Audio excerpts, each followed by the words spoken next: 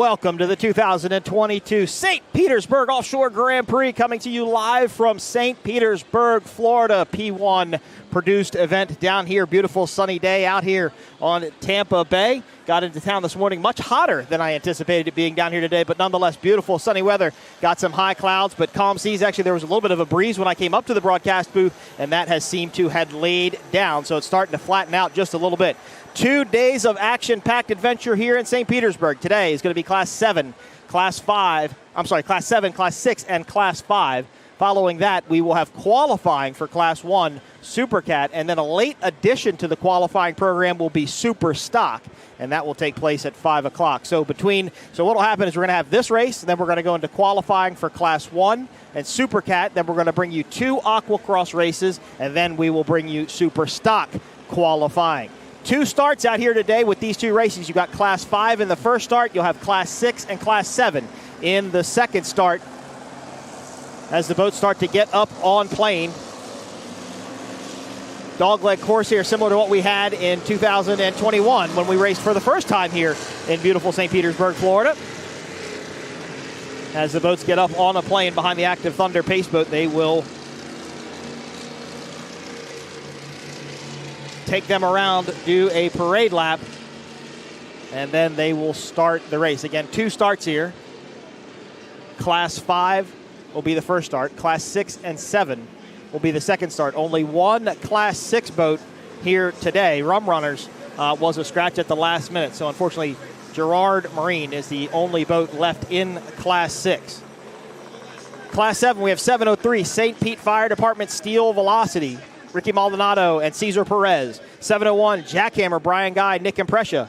733 Energy Auto Florida.com. GB Motorsports is a scratch. They had some issues with their boat. They are out. 742 Offshore Omies, Brian Ospian and Joel Murowski. As we have a couple of other boats, a couple of the Class 5 boats coming out just off the Vinoy Pier. That's where we're broadcasting live from. Vinoy Pier, looking out over Tampa Bay. Beautiful day. Like I said, there was a little bit of a breeze when I walked out here earlier. So that has seemed to have laid down. We have Gerard Marine, Offshore Racing, Mark Conrad, Chase Gerard, the lone boat in Class 6 after Rum Runners was a scratch. Class 5, big fleet in Class 5, as always. You have the ultimate boat racing experience, Rendell Powerboats, Jimmy Wessel and Chris Rendell. That's boat number 502. 507, 7 Powerboats, Alexander Cruz and Arthur Cruz. 517, BulletproofGoodCars.com, Elijah Kingery and Craig Bellafato. 527, Golf and Gator, Team Woody, JJ Turk, Michael Stanko. Michael Stanko, one of our first racers today to pull double duty. Well, not double duty today. He'll actually pull qualifying duty, we'll call it. Race duty and qualifying duty, 2 different things. He'll qualify later today in the JBS entry in Class 1. Boat 528, Hammerheads Fly SRQ, Dennis Austin, Don Jackson. 549, Team Farnsworth Motorsports, Evan Grant and Mark D'Addario. 562, On Edge, Bill Quinn, Harold Castle. And 577, Yabba Dabba Doo, Larry James and J.D. Vines. That rounds out Class 5. So there'll be 2 starts, Class 5, and the second start will be Class 6 and Class 7. Remember, 1 boat in Class 6, unfortunately. Expect a good race in Class 5. Golf and Gator have kind of been the odds-on favorite in that class all season long. I tend to expect them to pretty much do the same thing out here in St. Pete. Michael and JJ have a really good relationship together, run that boat well, and they are actually the only Team Woody boat here in St. Petersburg this weekend, so good to see the Team Woody team making an appearance here. So they're going to run around, complete their parade lap. Now they're running away from the Vinoy Pier. If I believe correctly, that is an easterly direction, but I will pull my compass up and see what we have. And I am flying solo today, so bear my long pauses as I pull up different information for you guys. So they are out completing their parade lap. This is a dog leg course, clockwise right turn. So they'll go to the farthest turn, which is the turn you see now. 4 pins in that turn. They'll come through that turn, then they'll dive back into a dog leg marked by a yellow buoy, and then run back out towards the Vinoy Pier. Big sweeping turn here. 4 pins in this turn also. 1 skinny, 1 large, 2nd large, 1 skinny. The best way I can describe the buoys. long ways out there. As I imagine these drivers are getting their points on land that they're going to want to use to reference when they run out away from Vinoy Pier.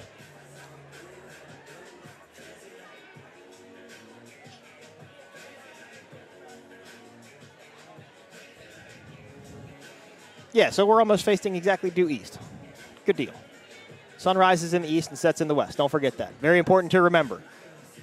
So they have just entered the first part of that turn. So they went past the first buoy. And they'll come up on the second buoy. The Active Thunder Pace boat was like that boat. Beautiful blue colors. There are the Class 5 entries. Now, from what I understand, and I may be wrong, and it's never not been the first time I've been wrong, but could possibly be wrong, they are not drawing lanes for starts. They did not draw lanes for starts here. This is basically going to be a get in your lane and go, which is a little bit different. That's the way that I understood it this morning, but I missed the drivers' meeting, so I can't confirm that, but that is what I heard. So we'll go based upon guessing. That'll work. So now they've passed the second buoy of that 4-pin turn. Big, wide, sweeping turn. That's what's going to give them their dog leg. Now, I know in qualifying, Grant Bruggerman told me for Supercat and NZ1 Pro floors that when they start their qualifying lap, or when they come down to start their qualifying lap, they will not do the dog leg. I'll explain that a little bit more later. It'll be a little confusing. I don't know if they're going to do the dog leg here or not. See, they've got one more buoy to get around. That good wide shot kind of gives you an idea of the easterly direction of this course. So they'll head to that last 4th place buoy, and then they will dog back in towards the dog leg.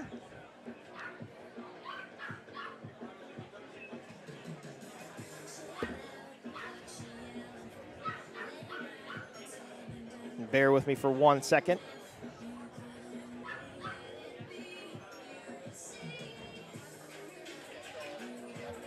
So now they're past that buoy. It doesn't look like they're going to do the dog leg from my vantage point, so they're going to come down. And this could possibly be the start. They're lining up like it's the start, and I think it might be.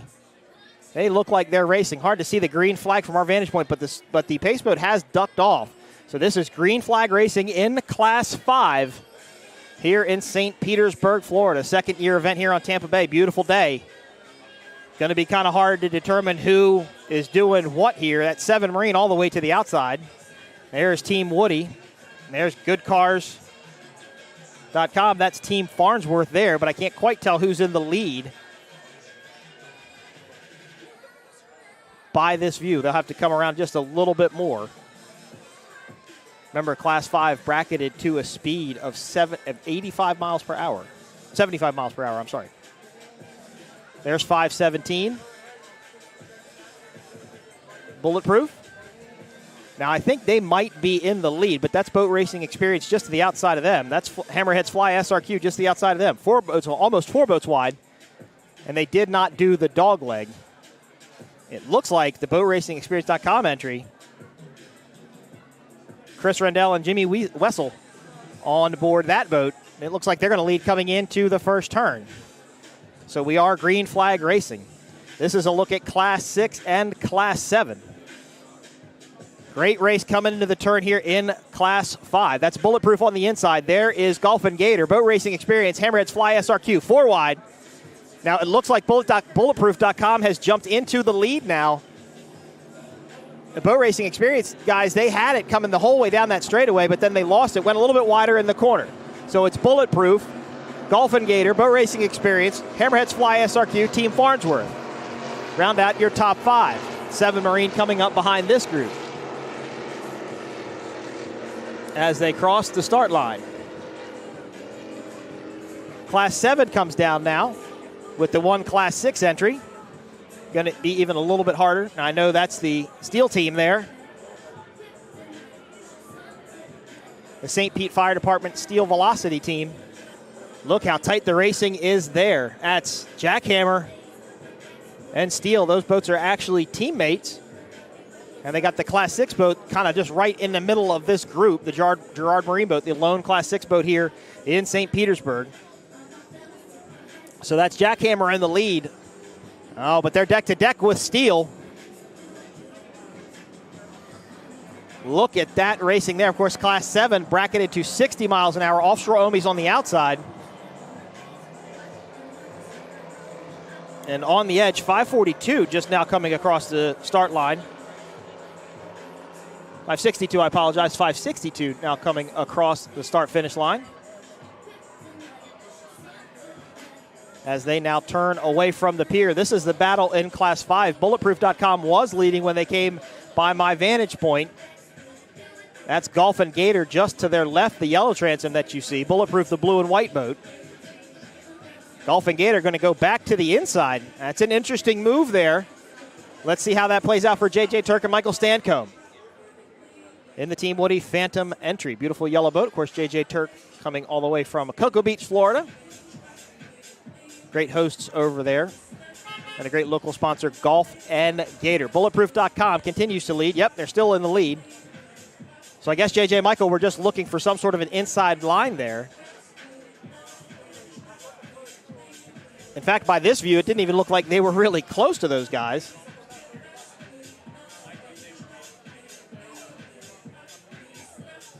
Now remember, these bracketed speedboats, they can only run up to their set miles per hour. They cannot run over, or they are disqualified, and they will get last place points for the day. So the second and third place boats, I say this all the time, I sound like a broken record, but the second and third place boats are always going to, think that the boat in front of them broke out. So right now, Golf and Gator, J.J. Michael thinking that maybe Bulletproof broke out, and they're going to have to run really, really consistent on the number. Michael Stanko just looking at the speedometer, glance up every once in a while to kind of see what's going on, but pretty much will just look at the digital speedometer in that boat. Now they will come out of that 4-pin turn just to our east, and you will get your first view of the dog leg. There is Boat Racing Experience, and I believe that's Hammerhead's SRQ. So that should be a battle for third, as Bulletproof continues to lead. Golf and Gator in second.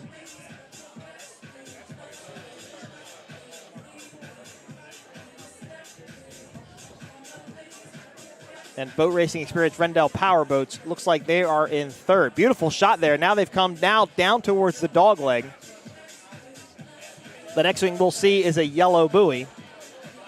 The only left-hand turn on this course. They'll line back up towards Vinoy Pier and the airport here in St. Petersburg, and then turn when they get down closer this way. Of course, the Rendell 1 design entry, the bat boat as we like to call it, you can see they're kind of getting washed around, a little chine walk from side to side. So Bulletproof.com in the lead. Golf and Gator in second. Boat Racing Experience in third. Hammerheads Fly SRQ come around the dog leg rather in fourth. Good top four battle right here. These boats are all within striking distance of each other. And remember, if you're that fourth place boat, if you're the Hammerhead guys, you're hoping that the boats in front of you broke out and you can move your way up in position as the race progresses.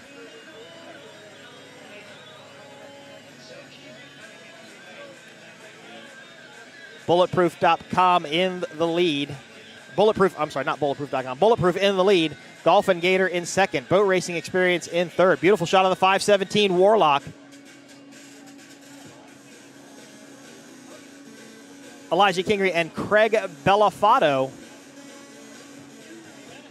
They are controlling the inside of that corner. They ran pretty tight. They went wide through the middle of that first apex, and then they tightened it up, kind of giving Golf and Gator some sloppy water behind them. Great race here as that completes lap number 1 here in St. Petersburg. Virtually no breeze now as you get a look at 5:02. Chris Rendell, the owner of Rendell Powerboats and Boat Racing Experience. You can lease these boats. Go to rendellpowerboats.com, and you're able to lease these boats, come in and race without the investment of buying a race boat. Of course, if you want to buy a race boat, feel free. That would be a lot of fun to do as well. Bulletproof continues to lead. Dolphin Gator in second. See if we can find some Class 7 boats. They are just now going into the dog leg. It was Steel and Jackhammer. I'm sorry, St. Pete Fire Department and Jackhammer battling 1 and 2 last time by. Let's see if that battle holds true. They're coming through the dog leg. Dolphin Gator continues to run in third. Really impressed with the Rendell Powerboats entry. They're running a really solid third place. First time I've seen this boat all year. And they look really, really good as they run in third in Class 5.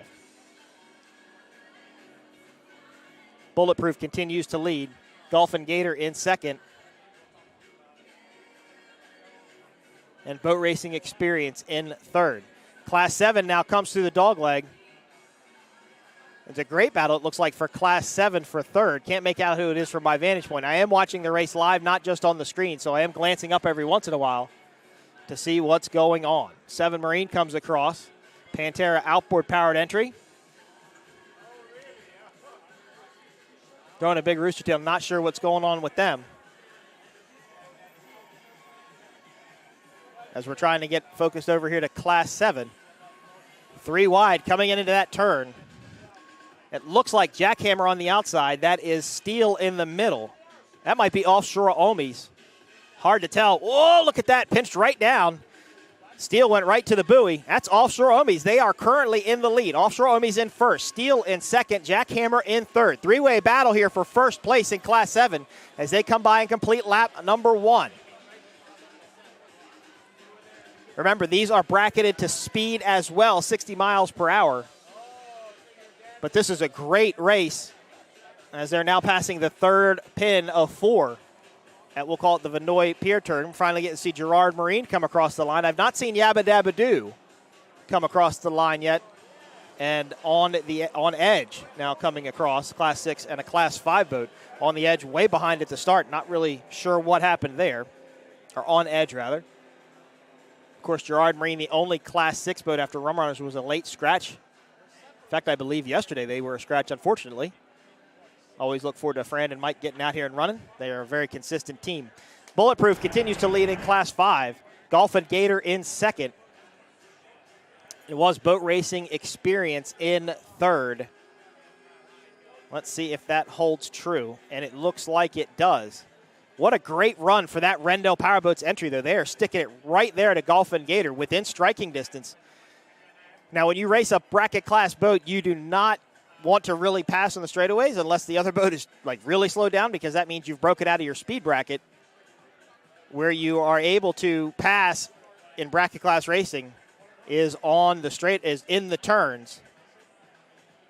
So Dolphin Gator is going to control the inside of this dogleg, the only left-hand turn on this course. There goes Bulletproof. There are your leaders. You can see JJ and Michael run right to the buoy. Boat Racing Experience goes a little bit wider. And then Hammerheads Fly SRQ behind this group. Not much change. Not much distance has changed either. That's what's deceiving about this course as it runs away from us as these boats go away. It's really kind of hard to see what's happening and tell who's placing where, but nothing has changed since the last time by. Coming up on lap number 2.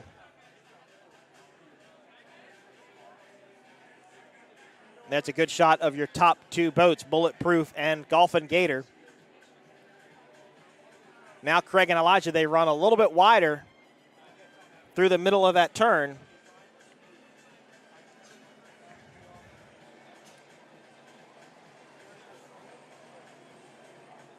Dolphin Gator staying tucked in right behind them. So is Rendell Powerboats. This kind of a gap between all of these boats and the way these boats are running kind of tells me that they're all right on their speed.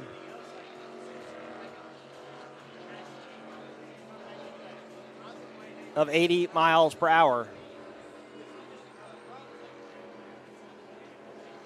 As we're back out to Class 7, that looks like Steel. And there's a Class 7 boat just to the outside of them. Hard to make out who it is through the rooster tail. So we're going to have this race, Class 7, 6, and 5. And then we are going to have qualifying for Class 1 and Super Cat. So stay tuned. We'll be bringing that live as well. Then we'll have 2 Aqua Cross races, and then we'll be bringing you qualifying for Superstock, which was a late addition to the program.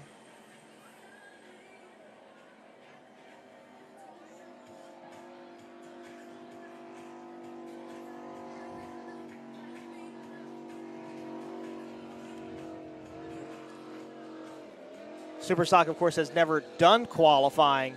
They started doing qualifying in Sarasota. I think it's a very fair way to start a race, very fair way to come up with start positions. Much like NASCAR or F1 do it, go out and run your best lap. They get 2 laps on a hot course. And I was talking to Grant Bruggerman again of Pro Floors this morning. I said, Grant, what is your plan for the 2 laps? Do you go light on the first lap and kind of get your bearings and then go out and run a hot lap? He said, nope, both of my laps will be completely and totally 100% wide open. Don't want to leave anything to chance with anything happening on that second lap. So he said, just go out and run your best first lap that you can and try and run your best second lap that you can. Of course, driver for NZ Pro Floors, Wayne Valder, all the way from New Zealand to St. Petersburg, Florida. Always good to see Wayne. Of course, that boat is the old Reliable Carriers MTI. Then it was Spirit of Qatar. And then Wayne bought it, got on board with Grant Bruggerman, who owns Grant Signature Racing. They did a tremendous amount of work to that boat, and it is super, super competitive.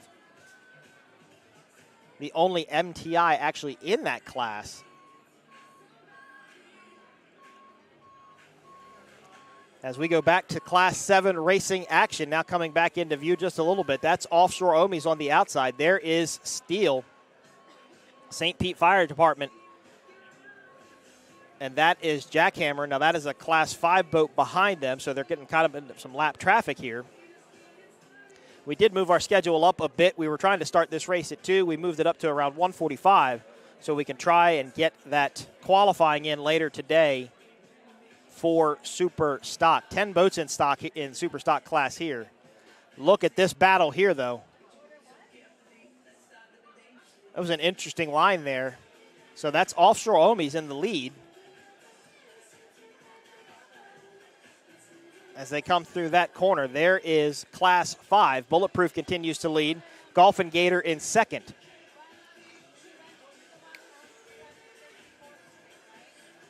As Bulletproof now makes their way back to the dogleg. Look at this battle in Class 7, though.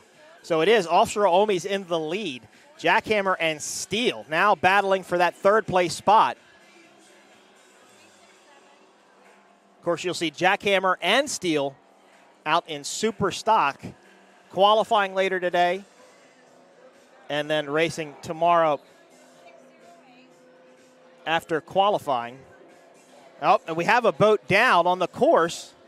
As I look up, that's Bulletproof 517. They were leading Class 5 dominantly, actually, and they have actually broken. Looked like Craig was standing up maybe, waving his arms. I'm trying to see where they are exactly on the course. I can't see them, but they are out of the race. So it does look like Bulletproof is out of the race. It looks like there's also been a change for what was third place, which is now second. I think Hammerhead's SRQ has gotten around boat racing experience. So your leader now in Class 5, Team Woody Golf and Gator, JJ Turk, Michael Stancombe, super consistent team in this Phantom Hall. 2 fun guys to hang out with, too. We'll openly say that. 2 good friends. Of course, you can tell JJ by that. Picture's a little bit taller than Michael Stancombe. They are now your leaders in Class 5 as Bulletproof is down with a mechanical issue. And Hammerhead's Fly SRQ and boat racing experience. What a battle for second.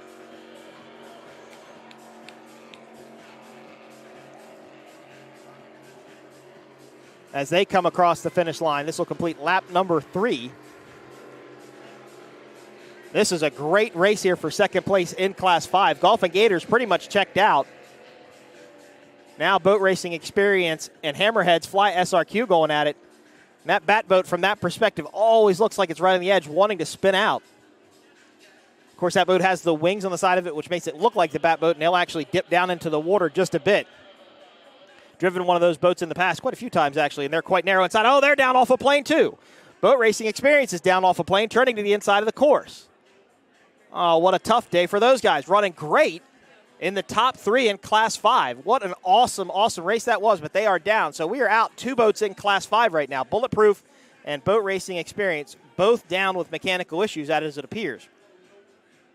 So Hammerheads Fly SRQ now in second. Golf and Gator in the lead in Class 5. And I see some towboats moving on the course. I believe they're going to probably go out and get Bulletproof. Boat Racing Experience is still under their own power, kind of a precarious position over there at that 4th pin. Looks like they're going to turn to the inside of the course. Class 7, it was Offshore Omis in the lead. Jackhammer and St. Pete Fire Department Steel in second. Kind of hard to tell if something has changed from what I'm seeing on my screen. Definitely Steel in second, just trying to figure out who that is in first. And I'm going to take a stab at that might be Jackhammer. I don't think Offshore Omis was running the newer style Mercury outboard. I believe they were running the old Pro Max motor, or the old XS motor. But we'll have to see as they come by. That's definitely looks like Jackhammer in the lead from my vantage point. Steel in second. As again, 2 boats out in Class 5. Bulletproof down off a plane, and boat offshore race, or Rendell Powerboats rather, off a plane on the other side of the course. As we wind down the laps here in the first race of the weekend. Again, qualifying coming up for Class 1 and Supercat. We will bring you that live. Then we'll do 2 more Aquacross races. The pros and the amateurs, I believe they call them. Not that they're amateurs, everybody's a pro. And then we will do first time ever qualifying for Superstock. That will be interesting. The Superstock guys are always exciting to watch, known to let them hang out and go as fast as they possibly can, run those skaters and Doug Wrights right to the very edge. Actually, I don't think there's actually a skater out here this weekend. I believe they're all Doug Wrights or victories in Superstock. Steel was racing a skater, Ryan Beckley's old skater, but they flipped it in Sarasota. And they have a new boat, which is actually from Dubai. We'll have more information on that boat when qualifying comes up just a little bit later today. Again, that was planned to be around 5 o'clock. I think it's probably bumped the time up a little bit. So from my view, Boat Racing Experience, Rendell Powerboats is back up on a plane, and they are running. But they are not running anywhere near a turn. I think they were just trying to get into the inside of the course as they slow down again. So they are still out of the race. Golf and Gator continues to lead in Class 5. Hammerheads Fly SRQ in second. Boat 527, Yellow Phantom Hull. Of course, Team Allen Lawn Care Landscaping, who we will also see up later today in Superstock, used to run this boat. Very successful open Phantom. There's actually another Phantom out here on edges, another Phantom running here in St. Petersburg, Florida. So there is Offshore Omis. Let's see if my engine guess was correct, or I just couldn't see it properly. But they are leading in Class 7. Okay, so Offshore Omis is leading in Class 7. Jackhammer in second and Steel in third, as they are getting the checkered flag. So it's going to be Offshore Omis taking the win in Class 7. Jackhammer in second and Steel in third. That might have been the white flag. I'm sorry. That might have been the white flag lap. Again, hard to see from my vantage point. And there goes Golf and Gator in Class 5. JJ and Michael can now slow up a little bit. They can turn around and kind of see where Hammerhead Fly SRQ is, and they're pretty far behind. They're not pretty far behind him. But it's JJ and Michael's race now to just go out and run. As they are up into a lot of lap traffic, though. They've got on edge the other open Phantom here, who's just been kind of off of the pace all day. And then the Class 7 boats, but Team Woody goes way out. So that's the rule. Faster boats to the outside, slower boats to the inside. So the Class 7 boat should remain on the inside line, and Class 5 should go to the outside. As we wrap up the first and only race today, again, up next will be qualifying for Class 1 and Supercat. Very exciting to see the qualifying. I haven't got to see it live yet, but again, I really think it's a great way to do things. I think it's incredibly fair to be able to pull pole positions. Look, it works in NASCAR, it works in F1.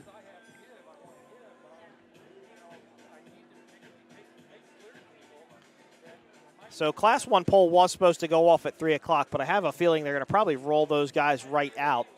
So when this race wraps up, we'll take a quick break, get an update from race control, who's sitting right over here behind me, and then we will come back live.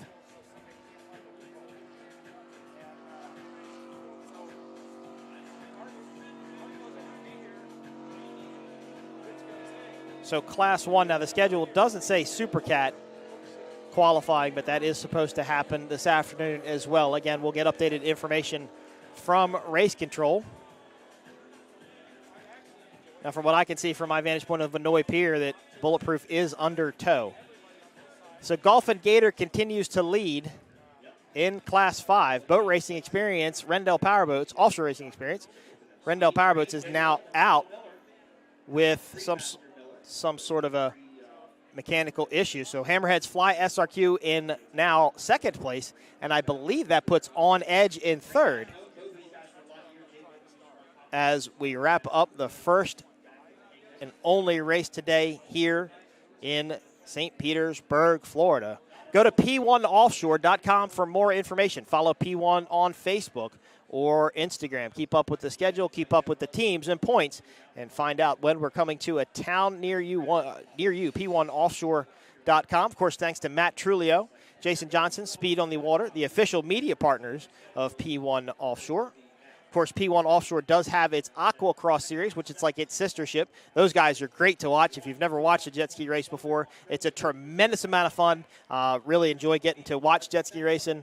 It's really cool to see these guys go out there and do it. And I was actually talking to one of the promoters of the jet ski races, and those guys are super cool to talk to, super fun. If you want to watch the jet ski racing, the Aqua Cross racing, make sure you tune in later today. Class 1 qualifying, Supercat qualifying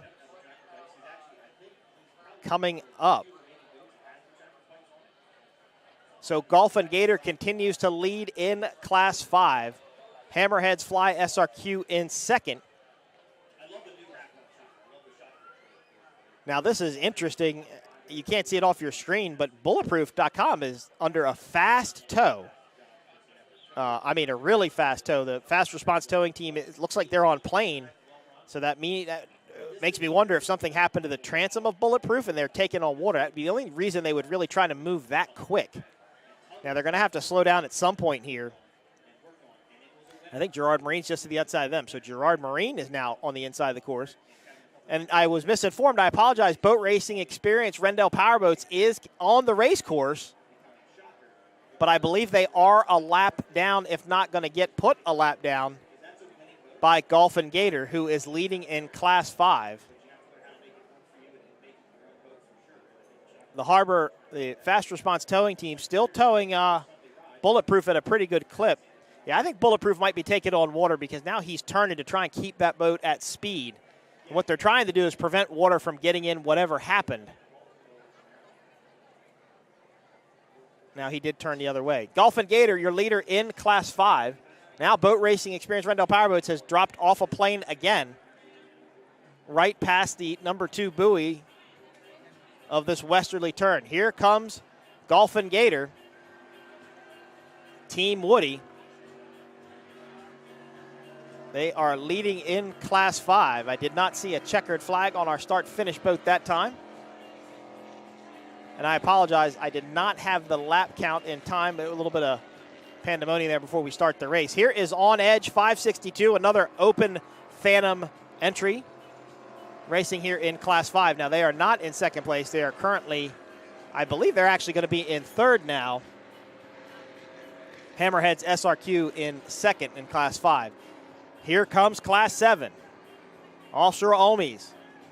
I bet these guys are electricians. I don't know that for sure, but one might guess. And I believe that's a Challenger hull, if I remember correctly. Boat number 742. And they are getting the checkered flag. So Class 7 comes across. This should be their checkered flag. And there it is. Offshore Omi's your unofficial winner in Class 7.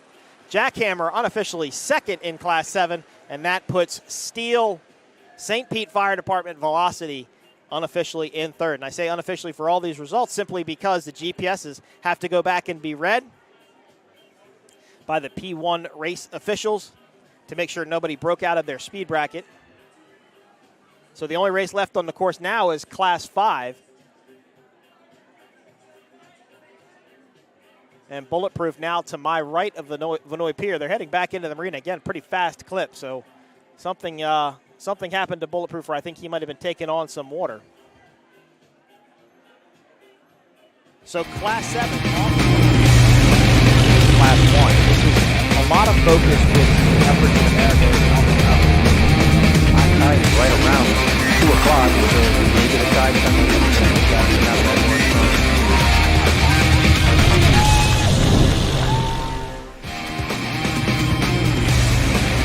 Class 1. This is a lot of focus with the efforts of America. High tide is right around 2 o'clock. So maybe the tide coming in.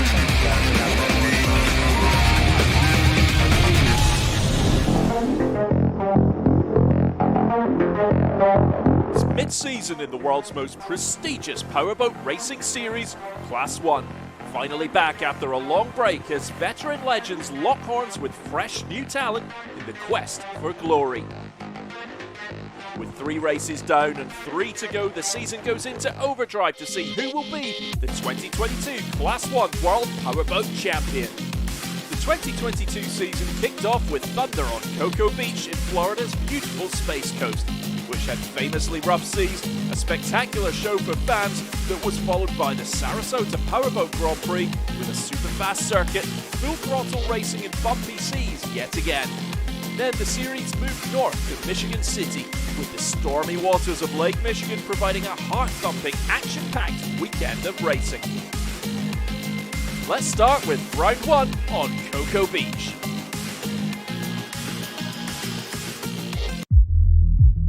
Thunder on Cocoa Beach, a decades-long classic on Florida's beautiful Space Coast. Multiple classes were raced, including the Superstock and Supercats, in a powerboat celebration that went the entire weekend.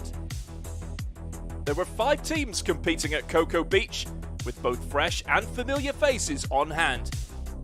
The circuit for Thunder on Cocoa Beach ran along the shore, giving fans the opportunity to experience the thrill of seeing these boats up close along the entire circuit. As the first Class 1 race of the 2022 season was set to go, 345 Racing ex-insurance team were working right up to the final moments before the race, fixing their drive shaft. The pole position lineup was determined by a random draw, and JBS Racing drew the coveted top spot. Race time as the boats made their way from the wet pits and out into the circuit for the 8-lap race on this 7.5-mile circuit for a total racing distance of 60 miles. But that does not sound or look good for 345 Racing as ex-insurance breaks down and stops on its way out into the circuit. They are unable to start. Seconds to go before the start. Green flag, the race is on. The boats floor at 2,200 horsepower in a drag race to the commitment buoy. 222 Offshore Australia nailed the first start of the 2022 Class 1 season, getting the timing absolutely spot on, and they race off into the lead. No penalties going the way of driver Darren Nicholson and throttleman Giovanni Carpitella. Nigel Hook and Jay Johnson of Lucas Oil were pulling away in third as Jeff Stevenson and Michael Stancombe in the JBS boat trailed in fourth. The team to catch was Giovanni Carpitella and Darren Nicholson in the lead boat. And just look at what those waves and bumps feel like in the cockpit. Drivers really getting a beatdown lap after lap. Lucas Oil Satcom Direct E3 were in third and going strong, but just 1 lap later they ground to a halt and bowed out with an engine issue. JBS Racing moved up into third position. Curtis and Lilly appeared to be upping the speed on the straightaways as they built momentum and rhythm in the middle portion of the race. 222 Offshore Australia found the going rough, and as they entered the straightaway on the back stretch with the bigger waves, they took some big air and slammed down hard.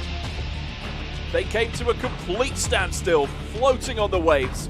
Disaster for 222 Offshore Australia, who were out of the race.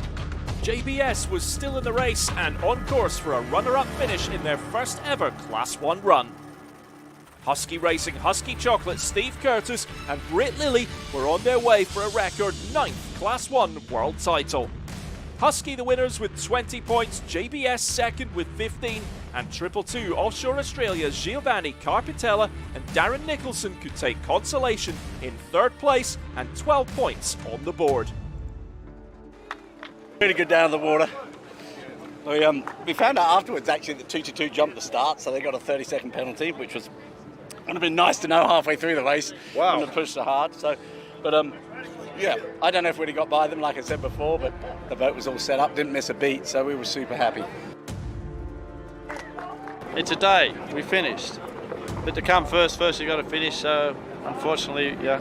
This is a race, you know, sometimes it's for 10 euro pieces, sometimes it's for a big one, but it's a racing. It's a dream come true. Never in my 55 years and 35 years of racing offshore that I thought I would be racing against the Class 1 gentlemen.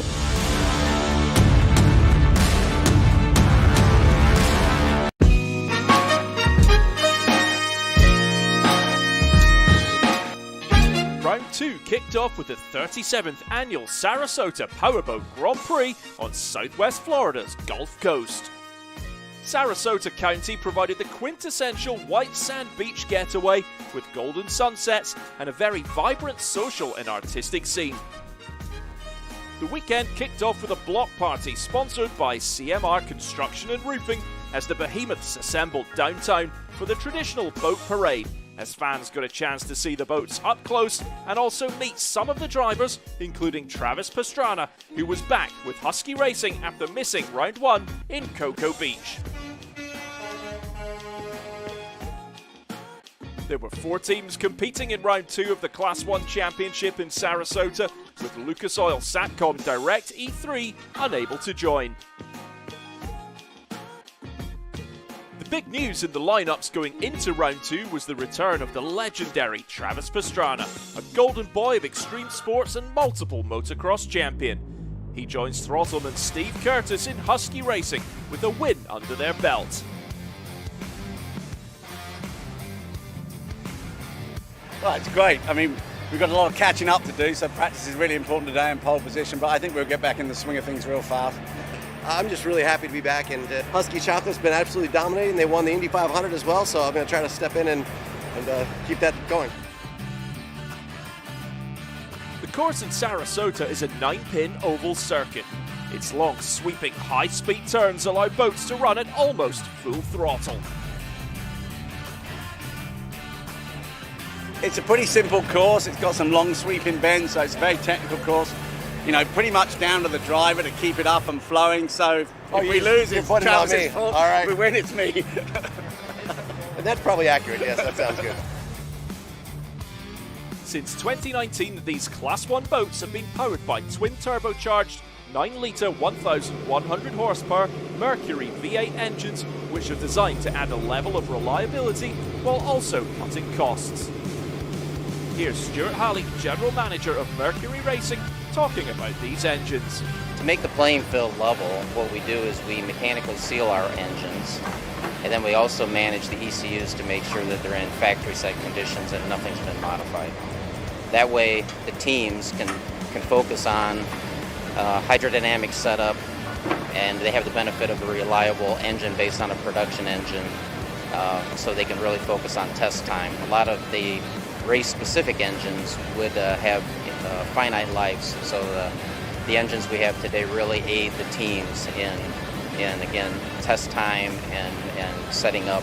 That way it highlights the skill sets of the driver, throttleman, and the teams.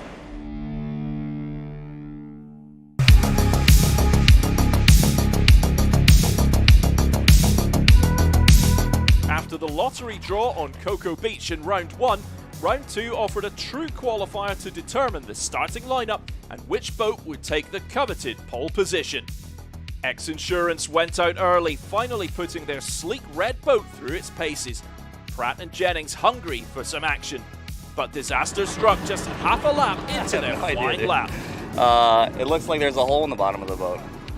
I don't know, we were following LPC, Miles lost steering, so we came off the throttles, and the side of the boat ripped the steering out, the lines, and it just kind of exploded, and the dashboard broke apart and everything, so. We might just forego pole. The damage was too extensive to fix in time for the race, and so they were out again. Huge disappointment for Alex Pratt, as he was yet to get a single race lap in on the water. It was smooth sailing for Husky, however, as Curtis and Pastrana set the fastest lap time at 3 minutes 14 seconds. 222 Offshore Australia were 3 seconds off the pace at 3 minutes 17 seconds. JBS Racing ran into an electrical problem in qualifying, yet they got third fastest after Husky and 222 Offshore Australia. So Husky Racing took pole, Pastrana and Curtis with the best seats in the house.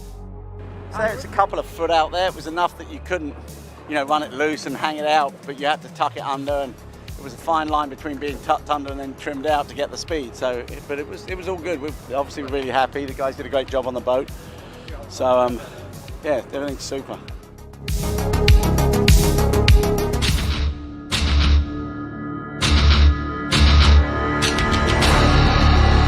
Race day, with crowds gathering along Lido Beach and the VIP tent in anticipation of round 2. JBS Racing were putting their MTI boat in the water, but they encountered a problem.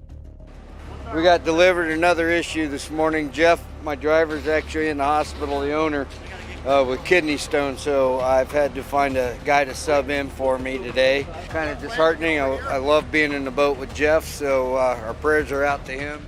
Jeff Stevenson's place would be filled by Charlie McCarthy on driving duty. Teams awaiting the green flag rolling start as the boats lined up. The green flag goes up, the race was on. Great start from 222 Offshore Australia as they nudged ahead of the pole sitters. But Husky find their pace and begin to pull ahead down that opening straightaway. Husky Chocolate moved into the lead ahead of 222 Offshore Australia as Curtis found the balance and the speed they needed on the inside, but the waves were big and unpredictable. After taking a big hit, Husky lost power on one of their 1,100 horsepower Mercury engines. Sure enough, this put Darren Nicholson and Giovanni Carpitella in the lead. JBS Racing also passed Husky, Curtis and Pastrana dropping to third as they tried to get their engines fired back up. When Curtis and Pastrana finally managed to get the boat back up and running, they found themselves 35 seconds behind the race leaders, 222 Offshore Australia. Out in the lead, look at those waves, the boats bobbing and hopping as teams struggled to keep their noses down and those props in the water. And there's Husky, Curtis upping the pace as they made up the lost time and caught up with the lead boats. Husky was back in striking distance of JBS 2 laps later. Husky Chocolate was on the inside, JBS staying outside, and a great display of sportsmanship from JBS. Stancombe and McCarthy gave the lane to Husky. 222 Offshore Australia were next. Nicholson and Carpitella in their sights as Husky went on the warpath. By lap 6, the lead was cut even further. The two boats locked horns in a drag race, with Husky finding the clean water and the top speed on the outside that propelled them past the Aussie team. In third place, JBS Racing's bad luck in Sarasota continued as they suffered a mechanical issue and had to pull off the circuit. And so Husky Racing cruising in the lead, on track for yet another 20 points, making them clear favourites for the world title this year. One of the coolest things ever. Steve always said he's like, oh, we can turn it up, we can turn it up. And we stalled at the beginning. So I looked over and said, now I'm going to see what fast is like. And man, was it fast. Pretty cool, pretty freaking cool.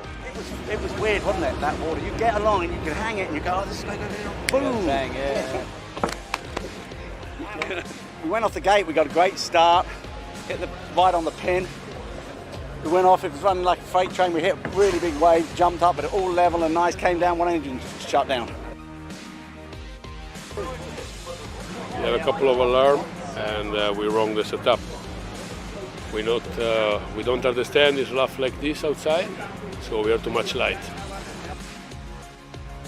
Charlie did an incredible job. I'm glad I picked him to come in the boat with me. I'll let him in there anytime.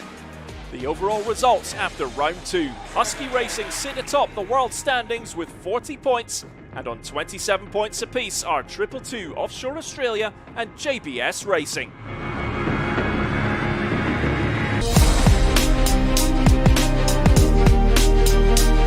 Class 1 Series headed to Michigan City, Indiana, for the first freshwater race of the season on the Great Lake of Michigan.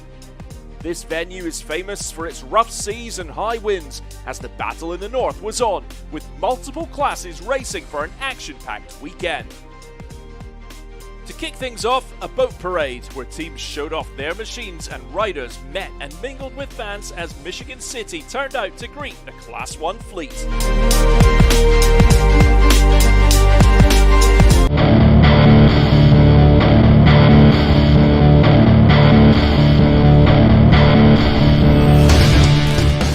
Races down and 4 to go, it was critical for teams to rack up points.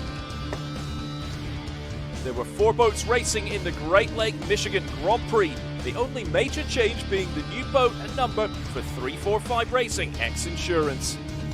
After 2 breakdowns in 2 outings with no laps raced, Miles Jennings and Alex Pratt could finally look forward to some action in their new number 11 X Insurance Good Boy Vodka boat. So we started the season with two unlucky races. Broke the boat both times, unfortunately. We actually purchased a new boat, put a team together in 30 days, record time. It's been an amazing boat. We're really looking forward to going around circles today. Jeff Stevenson was back in the driver's seat for JBS Racing. The team owner fit and healthy and ready to race alongside Michael Stanko on throttle. The circuit on Lake Michigan was a short sausage course with very tight turns, fresh water, and winds and waves expected. Teams filed out for the qualifying to see who would take the pole position race. Husky went out and, true to form, laid down a blistering lap of 2 minutes 03.67. 222 Offshore Australia off the pace with a time of 2 minutes 06.11. X Insurance were still to find the proper weight distribution or setup on their new boat. We've arrived at the first race without any real testing, so we're not sure about weights or props or how it's going to work and happen. X Insurance Good Boy Vodka had a decent run without any mishaps, but they weren't fast enough to catch Husky Chocolate with a time of 2 minutes 13.11. Bad luck for JBS Racing. They did manage to get a lap in, but then had to retire with electrical issues that they'd been dealing with in the previous round. So Husky Chocolate with the best seat in the house ahead of the 3rd race of the season. 222 Offshore Australia in P2, X Insurance P3, and then JBS Racing 4th.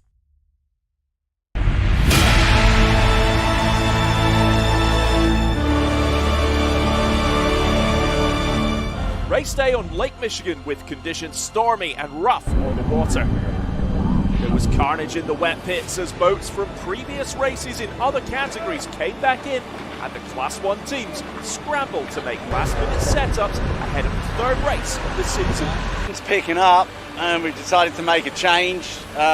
Might be the right decision, might be the wrong decision, but it's going pretty snotty out there, and the weather looks like it's staying in, so. It got real windy. They were it's so rough. They're flying.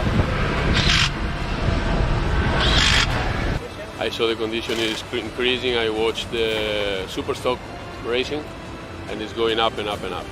Last decision to reduce the ratio for a more grip and more acceleration.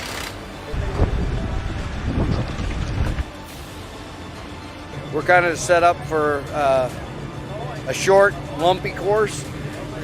He's feeling good, I'm feeling good. Boat's running the way she should, so we're going to give it hell. A break in the weather allows teams to get the boats out and into the lineup on tempestuous waters. The green flag goes up, the race was on. Great start from Husky Chocolate as Steve Curtis and Travis Pastrana start in pole with the inside lane advantage to the Commitment Boy. It's a very rough, very bumpy ride ahead for all teams. The Aussie boat has the speed as they catch up to Husky, and the two go neck and neck on the drag race to that first turn. Darren Nicholson and Giovanni Carpitella going all out. What a run from 222 Offshore Australia as they nudge ahead in very rough waves. Incredible speed in this duel between two of the best throttlemen in powerboat racing, Curtis versus Carpitella. In third place is X Insurance. Jennings and Pratt finally on the water and in the race for the first time this year. The east side of the course. Here they are at the first turn. 222 Offshore Australia gets there first, but they are on the outside while Husky has the inside lane advantage as they come around. And they get through to the back straight, still neck and neck. 222 Offshore Australia is not easing up on the pace. Can Husky Chocolate keep up with the blue and grey? The water's even heavier on the back straight, but Carpitella is not easing off on the throttle, keeping up that exceptional pace as 222 Offshore Australia finds its rhythm and outpaces Husky. Going in third, X Insurance riding the bumpy waters, trying to keep that nose down and those props in the water. Oh, they nearly lose it. The nose goes up, but they make it back on the water. JBS racing close behind X Insurance as Stancombe and Stevenson try to move up into the top three. Meanwhile, Carpitella and Nicholson have opened their lead against Husky, but they know there is no time or room to ease off with 10 more laps to go out there on very rough, unrelenting waters. B-class, they're the ones that are racing for the big X Insurance holds on to third, but they're getting a real beating out there, and they may have miscalculated the boat's weighting. Maybe too light on the front end as that nose keeps popping up. Meanwhile, JBS Racing just skipping over those waves, getting a good rhythm going as Stancombe and Stevenson pick up the pace and start moving up on X Insurance. JBS Racing catches up with X Insurance on the outside as Jennings and Pratt struggle to keep that nose down and that boat flat. X Insurance is taking a lot of air on the edge of control, but Pratt and Jennings keep on keeping on.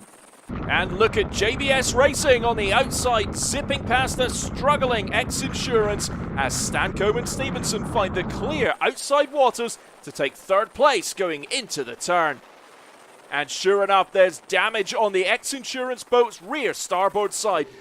Out in the lead, Carpitella and Nicholson as 222 Offshore Australia solidify first place with some very smooth handling on what are very rough conditions, maintaining over 10 boat lengths on Curtis and Pastrana in the Husky Chocolate boat.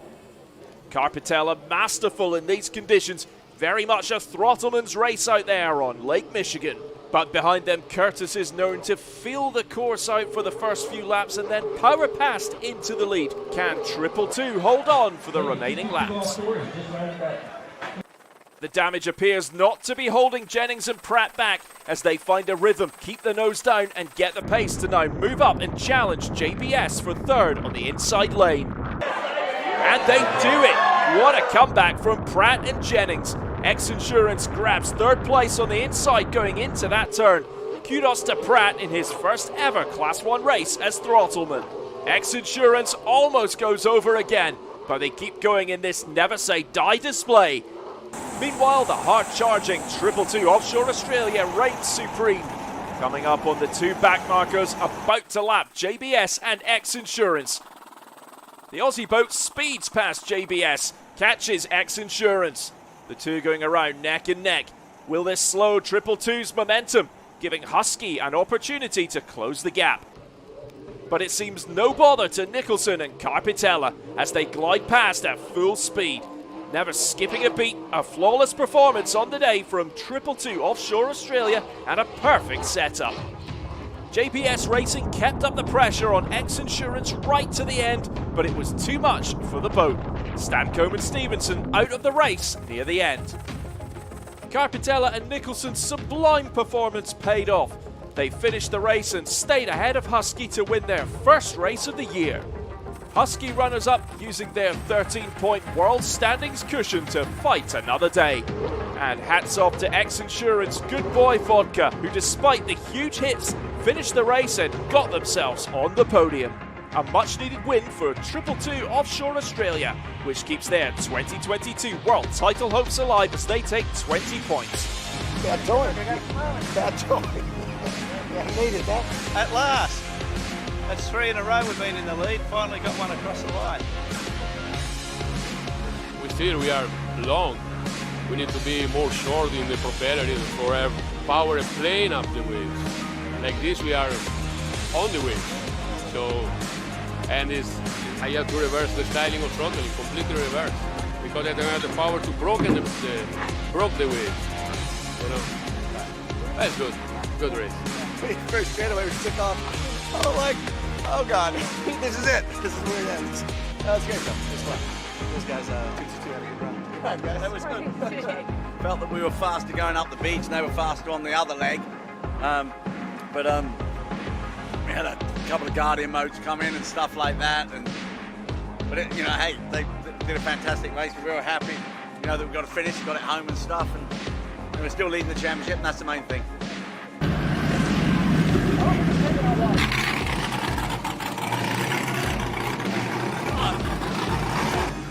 We needed a lot more weight up front. We had no trim left, so we just tried to do the best we could and finish. But we saw JBS pulling up, so we had to kind of get a little faster for a second there. But we were trimmed all the way in, dude, and it was still just not even close enough weight up front.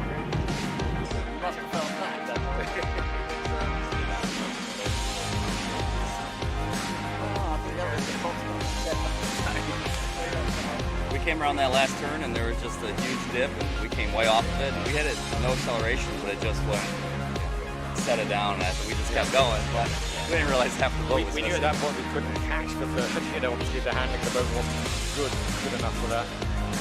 But we wanted to make sure we stayed ahead of JBS, of course, in the race. Yeah. We weren't going to finish behind them. Yeah. So we did finish behind them, right? Absolutely. We weren't going to do that. In the overall standings, 222 Offshore Australia cut their gap to 8 points behind Husky. And that concludes the first half of the season. Who will be the Class 1 World Powerboat Champion for 2022?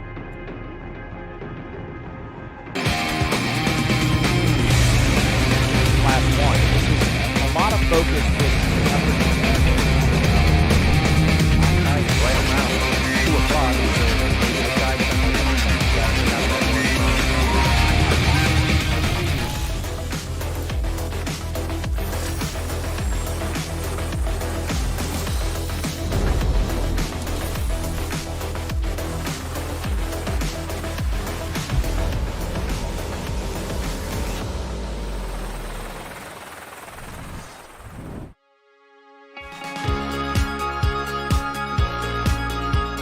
Welcome to Sarasota, where the 2022 P1 Offshore and Aqua Cross Championship saw a double bill of powerboat racing and 2 days of world-class marine motorsport action at the 37th annual Sarasota Powerboat Grandprix on Southwest Florida's Gulf Coast, where over 90 competitors locked horns off Lido Beach in the Class 1, Supercat, Superstock and other classes, in addition to the excitement of Aqua Cross racing. Sarasota County provides the quintessential white sand beach getaway with golden sunsets and a very vibrant social and artistic scene. There are exceptional dining options and an exciting nightlife that makes this an idyllic place to visit year-round. The weekend kicked off with a block party sponsored by CMR Construction and Roofing as the teams assembled downtown for the traditional boat parade, and fans got a chance to see the juggernauts up close and also meet some of the drivers. CMR Construction and Roofing is the sponsor of last year's Superstock Championship winning team, comprised of Sean Tarente and Sean Connor. Last year was our first year. We came out of the gate pretty strong. Won 5 out of 7 races and the APBA championship. So obviously when renewal came up, we were happy to renew with Sean, happy to renew with P1, and we're now in a multi-year deal with P1. Brand new boat, so when we raced in Cocoa Beach, had a few problems and caused some problems for Lake of the Ozarks, but I think we got everything dialed in. We're ready to roll now. Now let's see what happened in the Superstock category.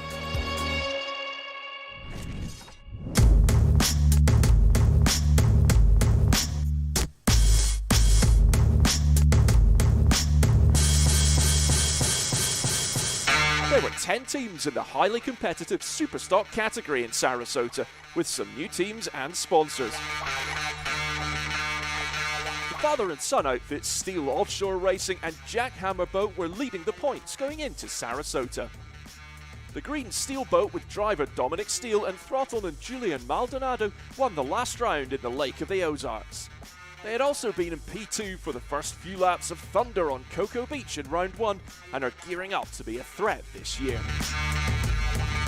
Also off to a great start was Julian Maldonado's father, Ricky Maldonado, with throttleman Reese Langheim in their Jackhammer boat.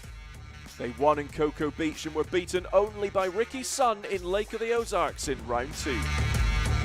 Everything good. We're able to maintain a lot of speed all the way around the track. The corners are really wide. So we are very happy with what we got. We were able to get to the top RPM, maintain it all the way around very consistently. We did quite a few laps, tried 2 different setups, and this last setup is the setup. I think it's going to be really hard to beat tomorrow. Defending 2021 champions Sean Connor and Sean Torrente of CMR were off to a rocky start in the first 2 rounds. Could they put their troubles behind them and get back to winning ways in Sarasota? We don't have any room for error left, let's put it that way, right? We gotta win a bunch of races, and that needs to start here. So, you know, the good thing is we don't have really much to lose. We can just go for wins. The bad thing is we got some points to make up. Always a force to be reckoned with is LPC with driver Anthony Smith and throttleman Lauren Peters. They were 3rd on points with a runner-up finish in round 1. Yeah, we got a good shot tomorrow. We're going to be pole position 1. You know, since we got knocked out last race, that put us in first pole position, which should give us an advantage going to the first corner. You know, if everybody holds their lane, give us a good opportunity to finish in a good position. The S43 boat is back under new sponsorship in their sleek Celsius boat with driver Christopher Hopgood and throttleman Ryan Beckley. First time racing a cat was with Ryan last year, and we fell in love with it, and we decided to buy this boat, which is 2015 Doug Wright, and got into ourselves into a sponsorship partnership with Celsius, which is the 3rd largest energy drink company in the U.S. We definitely want to go forward, and it's going to be bumpy here, bumpy and hot, which slows everybody down. Motors don't like running in the heat, so everybody will be on a pretty level field, and we're going to start right in the middle of the pack, so should get through the first turn all right, and then move forward from there. The course in Sarasota is a 9-pin oval circuit that is 6 miles long and runs along Lido Beach. This course has got some big high-speed sweepers, so Throttleman, you know, really has the throttles down all the way. Gives me just enough to get the boat around the buoys, and yeah, it's a driver's course. You want to make the turn, but you don't want to scrub too much speed. You know, they have the long stretch on the outside. There's always some holes on you when you turn on that north corner because we have the sand shoals coming out by the inlet there. So that's where you just, you know, we build our speed coming into the inside after we pass that, but you know, you never know. You just get one of those flyers and, you know, make sure your weight's right, and we got to fly it right. So it's most important. Love this course. We've raced this here for 35 years. Sarasota is like the best venue there is because the town comes out and we feel like we're giving something back to the community.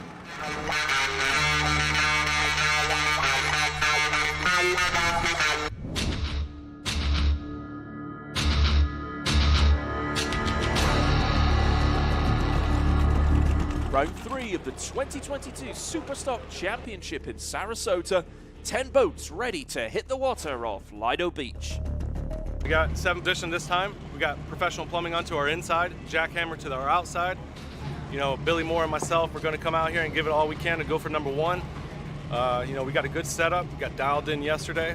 I know we have a chance here today. We're going to go for it. Following a rule change just the day before, teams had to carefully adjust their boat weights for optimum balance and speed on the water, and also to meet minimum class requirements to avoid being DQ'd. Well, we did the math, and we went in a light. If we raced the way we did right now, we'd come out a little light. So what we're doing is I'm putting 50 pounds on each side so we remain legal on the way out of the crane. That's why they weigh us going in, because we knew we had to go in at, like, let's call it 49.50 because when we burn the fuel off, we know that we're going to come out at a certain, and if we come out light, then we get DQ'd, and we don't want to do that. So, and we had to tell the officials that we're putting weight in the boat because they write down how much the boat weighs going in, so they can do their math at their end to see if anybody's being a little fugazi out here. Not that boat racers would ever do that.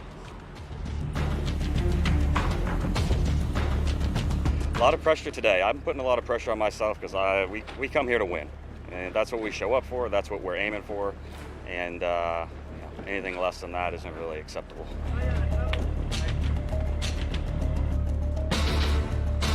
A little bit bumpier than we expected, so we're going to move some weight around and get ready for a rough water battle.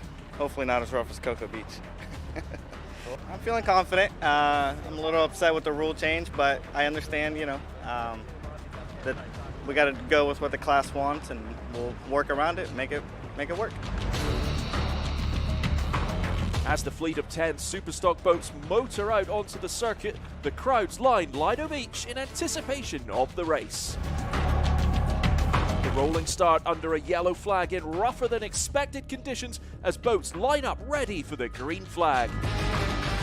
And there it is, the race begins. Big East shoots out of the line. Great start for the Canadian team. Also an excellent start for CMR's Torrente and Connor. This is a very competitive and closely matched fleet of boats in the Superstock. All boats within just boat lengths of each other on that starting straightaway to the commitment buoy. The field is tightly packed, the waves are big, the conditions very rough as the boats bob and weave through to the first turn, struggling to keep the boats level. Big East leads the pack on their way to the first turn, but in the melee they lose control and barrel roll. They come to a stop, floating upside down. The rescue boats and helicopters speed over, the red flag goes up, and the race is stopped. Cole Liebel and Gary Ballack are thankfully unhurt, but their race is over. Great start. We're right there with everybody else, probably a boat or two in front of everybody, or, it was like a horse race like this, and hit a wave, and the boat went in the nose, and it just kind of bow steered. As you can see, if you look at the motors, that'll tell you where the engines were when it went over. So they were straight, okay? So we just hit a wave, it bow steered, and took it off to the right, and the wallet went through the blender. Went over, didn't feel too hard. Canopy's nice and safe in this boat, so everything's good. Got out nicely, Gary waited for me and got me out, so we're all good. So it would be my first time rolling over. Hopefully not doing it too many more times. With the debris cleared off the circuit, the boats get back in line ready for the restart. And the green flag is up. The remaining 9 boats lock horns yet again on the opening drag race. The field is packed tight yet again with LPC carrying good speed on the inside. But it's Jackhammer that begins to pull ahead of the pack, followed closely on the outside by CMR, then Atlas and LPC. It's Jackhammer first to the commitment buoy, and then it's LPC behind them with the inside lane advantage in P2. In a replay of round 1, Jackhammer and LPC duel for the lead, renewing their rivalry from Cocoa Beach with the lead changed hands several times throughout the race. But disaster struck, this time for Steele. Their number 3 boat flipping on that rough starting straightaway and now belly up and bobbing in the waves. But Dominic Steele and Julian Maldonado were unhurt. And just down the field, the CMR boat was floating right side up, but in pieces, its nose end detached and floating. Connor and Torrente were also unharmed. That was another red flag, and the race was cancelled due to too much debris on the course. We were trying to get on the inside on the turn. We knew they were going to close the door, so I tried to push it and get there first. And we stood it up, walked it on its side, and over it went. A lot of hours ahead in the workshop for those teams. Shame for everyone. Sometimes you're the windshield, sometimes you're the bug. Today we were the bug. So boat came apart, it happens. We had a really good setup. We were out front with Jackhammer on the start. Had 2 really great starts because of the first crash. But it is what it is. We'll go back to the drawing board, build a new boat, and see what we got.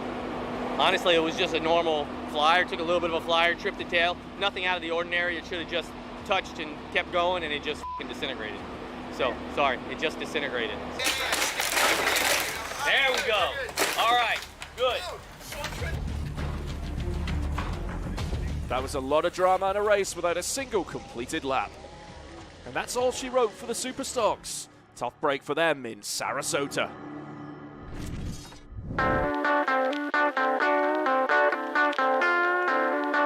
In addition to the Supercats, Superstocks and Class 1 races, there were 2 other races with 7 different classes competing, and here are their results. In the bracket Class 400, the winning boat was Predator Stallman Motorsports with driver Dean Stallman and Nate Hunt on throttle. Bracket Class 500 went to Team Woody Racing with JJ Turk driving and throttleman Michael Stanko. Bracket Class 600 saw Powerhouse Racing win, with Nelson Sawyer in the driver's seat and Damon Marotta Jr. on throttle. Bracket Class 700 was won by Offshore Omi's Prevail, with driver Ben Osypian and throttleman Joe Morowski. In the 450R factory stock class, Clover Motorsports took the win, with driver Randy Keys and throttleman Billy Allen. Stock V champions were LSB Hurricane of Awesomeness with driver Britt Lilly and Jay Muller on the throttle. And finally, to the delight of local fans, the Mod V class winner, Sarasota-based boat floater, with father and son team drivers Stephen and Steve Kildall on throttle. Yeah, it was a great day here. We're the hometown race team here in Sarasota, Florida. First place in Modified B. Doesn't get much better than that. Great competition all day. It's a little bumpy out there, but we had a good setup for it and just led wire to wire and got the checkered flag, so it was a great day.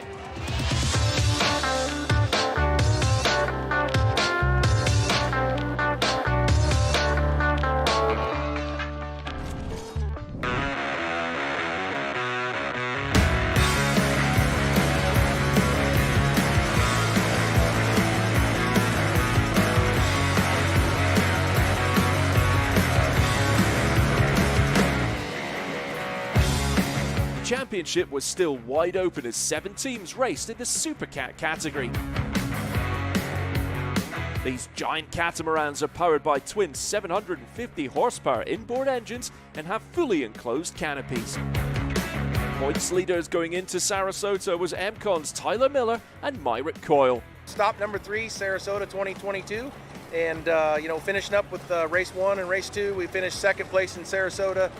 We finished first overall lake race about a month ago.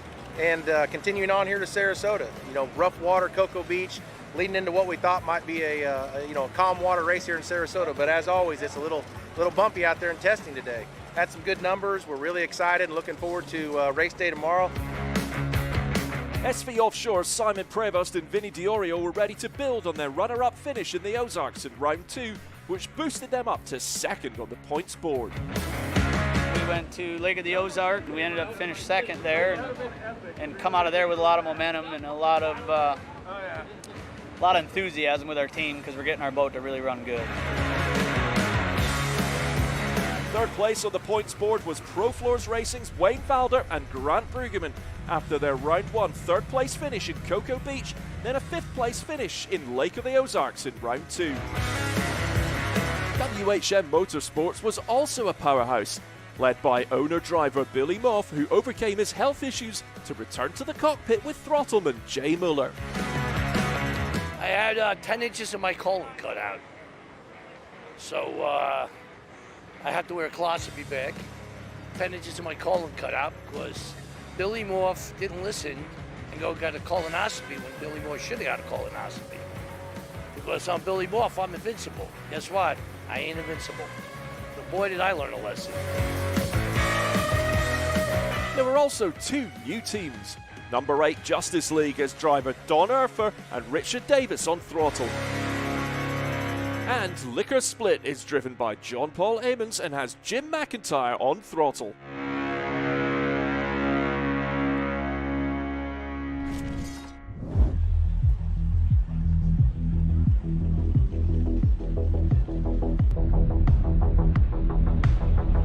Round 3 of the Supercats, 7 boats revved and ready for the Sarasota Powerboat Grandprix as teams completed last-minute adjustments and finalized setups. Finally back, happy to get the boat in the water, hometown Sarasota. going to bring the boat out and send it, debut it, and see what it's made of, and see where we stand with the guys.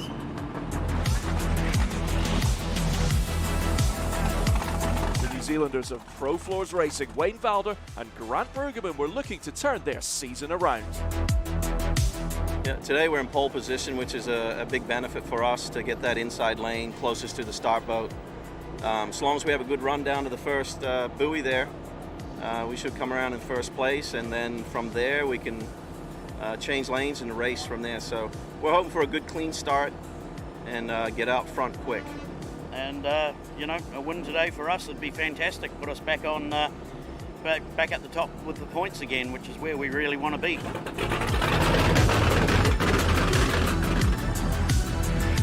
Radel were looking to get points on the board.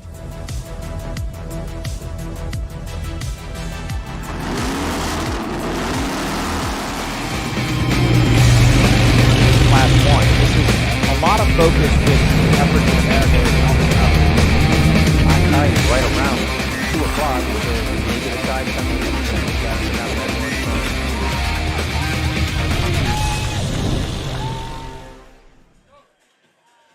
Welcome back to the 2022 St. Petersburg Offshore Grand Prix presented by visitstpeteclearwater.com. Beautiful downtown St. Petersburg, flat, calm day out here on Vinoy Pier on Tampa Bay. Beautiful day for offshore powerboat racing. We had Class 7, Class 6, and Class 5 in our first race. Now we are going to do qualifying. If you guys haven't watched qualifying yet, this was something that was introduced in Sarasota for Class 1. And then in Michigan City, they decided to start doing it for Supercat. And now here in St. Petersburg, they have added Superstock. Right now we have Supercat and Class 1 to qualify. Class 1 will go first. Supercat will go second. Then we're going to do 2 jet ski races as DF Young comes out to my left. DF Young making their first race appearance for 2022. Wes Wyatt and Mark Granite back in a boat here in St. Petersburg, Florida. So it's going to be Class 1 qualifying first and then Class 2. The boats are separated with a half a lap between the two of them. They get 2 laps, and that is it, and they go back in. They cannot come back out. They cannot run 1 lap and go back in and come back and run another. It is 2 consecutive laps they need to run in order to get their qualifying time. This will determine the starting order for both Supercat, Class 1, and Superstock tomorrow in their respective races, coming to you live from beautiful St. Petersburg, Florida. P1offshore.com, P1 Offshore on Facebook, and P1 Offshore on Instagram. Keep up with all the happenings in P1 as we wrap up the 2022 offshore racing season down to our final few races. Fort Myers coming up after this. That will be the national championship, the APBA national championship race, Fort Myers, Florida. Beautiful venue down there. Tim and Cindy Hill do a great job. So qualifying order in Supercat is going to be Husky is going to be first. 222 is going to be second. JBS is going to be third. And X Insurance Good Boy Vodka will be running fourth for qualifying. DF Young was questioning whether they were going to qualify. They did just run out, so they may be trying to shake the bugs out of it. First time that boat's been out this year, the 50-foot Mystic. It used to be known as Cintron. Rich Wyatt and Wes Wyatt. So Husky, looks like Husky is up on a plane on the easterly end of this race course. So they will go first. Steve Curtis, Travis Pastrana in that victory hull. Husky Racing Husky Chocolate, formerly known as Miss Geico, if that boat looks familiar. Went from chartreuse to a beautiful red and white color. So when they come down, they're going to not do the dog leg that you saw in our first race. They will go around the 4 easterly buoys of this turn, and then they will miss the dog leg, come down. When they cross the start line directly in front of the Vinoy Pier, that will start the clock for qualifying. And again, they get 2 laps to run as fast as they can. Of course, Husky Chocolate had that great race in Sarasota where they had a mechanical issue at the start. Oh, looked like I was misinformed there. It looks like they are going to go back and run the dog leg, which is fine. So they're going to run the dog leg. Now remember, half a lap separates, so when Husky Chocolate comes down here and makes this turn, the next boat, which of course will be 222, will be released to start their qualifying lap, and so on. And then it'll be JBS, and then it'll be X Insurance Good Boy Vodka. The qualifying format is something I've always liked. I've always thought it had a place here. There's so many other sports that use it. It's a great way. It's a great way to level the playing field as far as starts are concerned. It shows no favoritism whatsoever. You got to go out there and have a really, really good day. As Grant Bruggerman said, you got to go out and run 2 of your best laps ever in order to be able to do it. The clock will start on Husky Chocolate when they go across the start line directly in front of Hanoi Pier. And then 222 will come up on a plane in just a second. As here comes Husky. So they've entered this westerly turn, buoy number 1, now coming on buoy number 2.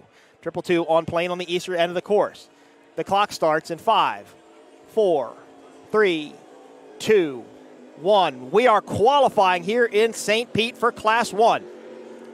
Husky Chocolate, Travis Pastrana, Steve Curtis. Oh, St. Pete Pier. I apologize. Thanks, Cole. Cole always comes through in pickle situations. So, Travis Pastrana, Steve Curtis take to the course first. 2 laps. 222 gets up on a plane on the easterly end. 2 victory hulls, of course. 222, the Australian Navy, Darren Nicholson, Giovanni Carpatella from Australia. They ran here for Class 1 in 2019 when Class 1 made their debut in the United States, and unfortunately COVID hit, and they weren't here for 2 years. That boat sat here for 2 years before they got to come back over and run it. And imagine coming from Australia, which is what I understand one of the longest flights around, to come over here to race and get your equipment coming. You know, Darren said in an interview a while ago that that's one of the challenges of racing over here. It takes so long to get over here for everything to start happening that, you know, they've got to come over here a week before, prep the boat, get the boat ready, go racing, and then they got to put the boat away, then fly home, and then come back and do it again. So the spacing of the races actually works out pretty good. Pro Floors owner Wayne Valder does the same thing. He comes all the way from New Zealand. Husky, half a lap into their qualifying. 222 now coming through the dogleg. They will come down and start. These are your top 2, or your first 2 boats. Not your top 2, but your first 2 boats qualifying here for Class 1. There's the Australian Navy livery on 222. Very cool to have this international field coming back to offshore powerboat racing. As you remember, Spirit of Qatar used to be here for a couple of years. And from what I understand, talking to a few teams today, Class 1 looks like it's going to be growing even more in 2023. Powered by Mercury 1100 twin-turbo engines. Wow, look at this move by 222. They are way out. Husky now comes through the turn. 222 is way out. They're going to want to – they're trying to spool it up as much as they possibly can. Just now coming past buoy number 2. Their lap will start in 5, 4, 3, 2, 1. They are qualifying. They take to the course. Husky now just leaving the dogleg. Remember, 2 laps, so this will complete Husky's lap number 1, and then they will come out and do lap number 2 as 222 Australian Navy exits the turn. That worked out pretty well. I kind of thought that the Husky team was going to catch 222, but it spaced out pretty good. Husky looks really good, sounds really good. Travis runs a good line there. Beautiful turn, very smooth. Travis Pastrana driving this Husky Chocolate entry. They come across. That completes lap number 1. Now on to lap number 2. 222 about halfway up the course. 6.25 miles here in St. Petersburg, Florida, as if we are off the St. Pete Pier. Of course, this race presented by Visit St. Pete Clearwater. As this is a beautiful area of Florida, Tampa, Clearwater, St. Pete, all kind of in this one area together. Just a great place to come to and hang out. And I am joined by what some people will probably call my best friend in the whole world. Cole McGowan joins us live as we qualify here. Cole, you were the Class 1 representative, or not Class 1, but the P1 social media director. My BFF. You have no microphone. I don't know that if they expect you to be on or not. 222 going through the easterly end of this turn, halfway through the turn. Remember, 4 pins on this 6.25-mile course. Husky on their second lap. 222 coming around to complete their first lap. So let's see. Do you have sound now? I think I do. There you do. My BFF. Cole McGowan We're on. with P1 and Class 1 222 exits the turn as Husky Chocolate starts to enter. Up next will be JBS. Remember, when Husky comes around this time, this will be the end of their qualifying, and it will start lap number 2 of Australian Navy. Now, Cole, you know a little bit more about the qualifying since you're an official. When will they release JBS? So they're doing it in the order of the championship points right now. Yep. So Husky Chocolate, obviously leading the standings at the moment, were sent out first. Then you've got 222. We only intend to have 2 boats on the course at any given time. So next it'll be JBS, and then X Insurance will be the next 2. That's and correct. then DF Young could run by themselves if they choose to qualify, Sure. because you're only allowing 2 on the course. Sure. So how do the racers? I mean, you go to all the P1 Class 1 meetings. Are they liking the qualifying? Is it doing what they intended for it to do? They've wanted it for a while. Absolutely, and a lot of these guys are very much used to it in the days of Class 1. Since The overseas Class 1, the big days of Class 1. Correct, and since we've taken the rights to Class 1, obviously we've introduced it again for them. Steve Curtis, very familiar, obviously, with those days, and Darren and Giovanni. And what it does is it really, sets the field. It gives them more time on the course. You remarked how far, for example, 222 are coming. Yep, and it levels the playing field. It levels the playing field. It sets the playing field. Yeah, it's fantastic. I've always gotten to enjoy it. That was an interesting line there by 222. Remember, they went real wide when they started their qualifying lap, went in real tight that time. Now it looks like Husky, Cole trying to maybe carrying a little bit more speed, but man, that boat looks really fast coming through the corner. Rooster tail really high. Yeah, they Another floated great it. turn by Travis Pastrana. This will wrap up their qualifying 2 laps, and they will head back in now as they begin the deceleration process. What a lot of people don't understand, Cole, is it takes a long while for these boats to slow down. It's just not let go of the throttle, and you think you're just getting out of it as quickly as you can. Oh no. They got to kind of coast to a stop. So 222 will go by the easterly end of the course, and then JBS will get up on plane, correct? Correct, yep. So JBS, the lone MTI, of course, the 16-powered 1100 naturally aspirated V16 engines in JBS, the only set of those engines out here. Good to see that group trying. Jeff and Michael they've been here all year. They've been consistent. They sit 3rd place in points, and that's an older boat. With very modern new power that they're having their problems with. They're trying to get it figured out. Even so, still they had issues at Lotto. They spent the week here at Innovation in Sarasota. Michael Stancombe told me they got it figured out. They feel confident what's happening. But it's cool to see a company like 16 Power trying to come in and be part of the group. Well, they're operating under, a 1-year agreement with that power, with the understanding, Mercury Racing is the official power of Class 1. So, we looked at the class and, we're growing the boat class together. And, Stuart Halley of Mercury Racing has been a great committed partner to Class 1 and the true spirit of growing the sport, exceptions have been made with alternative power. Well, and Jeff is obviously committed to the sport. He's already ordered a brand new 438 skater. Actually starting to build process now, according to what he put on his Facebook page.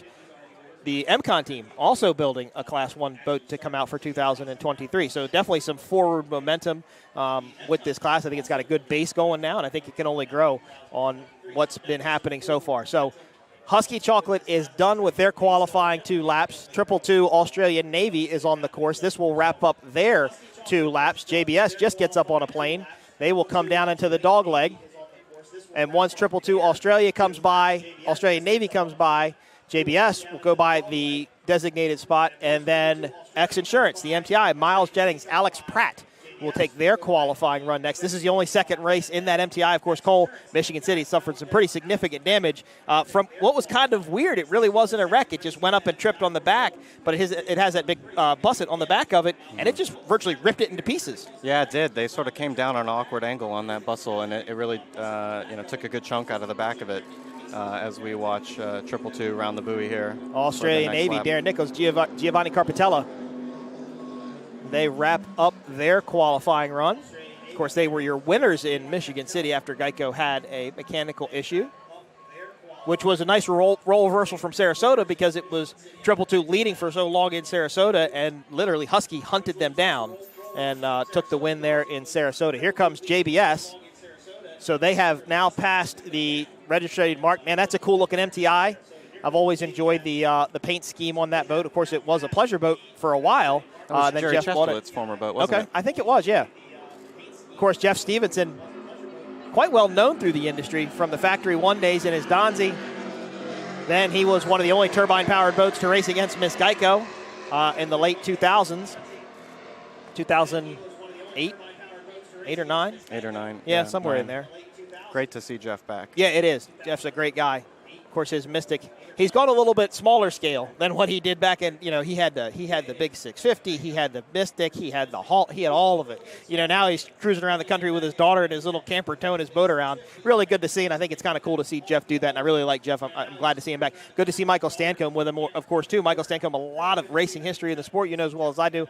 His father's in town this weekend. George talked to him briefly there in the pit, so I'm sure they're glad to be back and seeing what's going on. So 222 now is done with their qualifying. We have JBS on the course and X Insurance Good Boy Vodka. Any word on whether DF Young will qualify?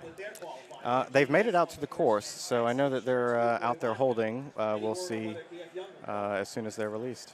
All right, we're waiting to get the official lap times for our 2 first qualifiers, 222 and Husky. They will be sent to us momentarily. JBS enters the easterly turn as X Insurance now comes through the dog leg.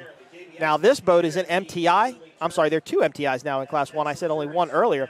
This was actually owned by Performance Boat Center and raced in Supercat in 2018?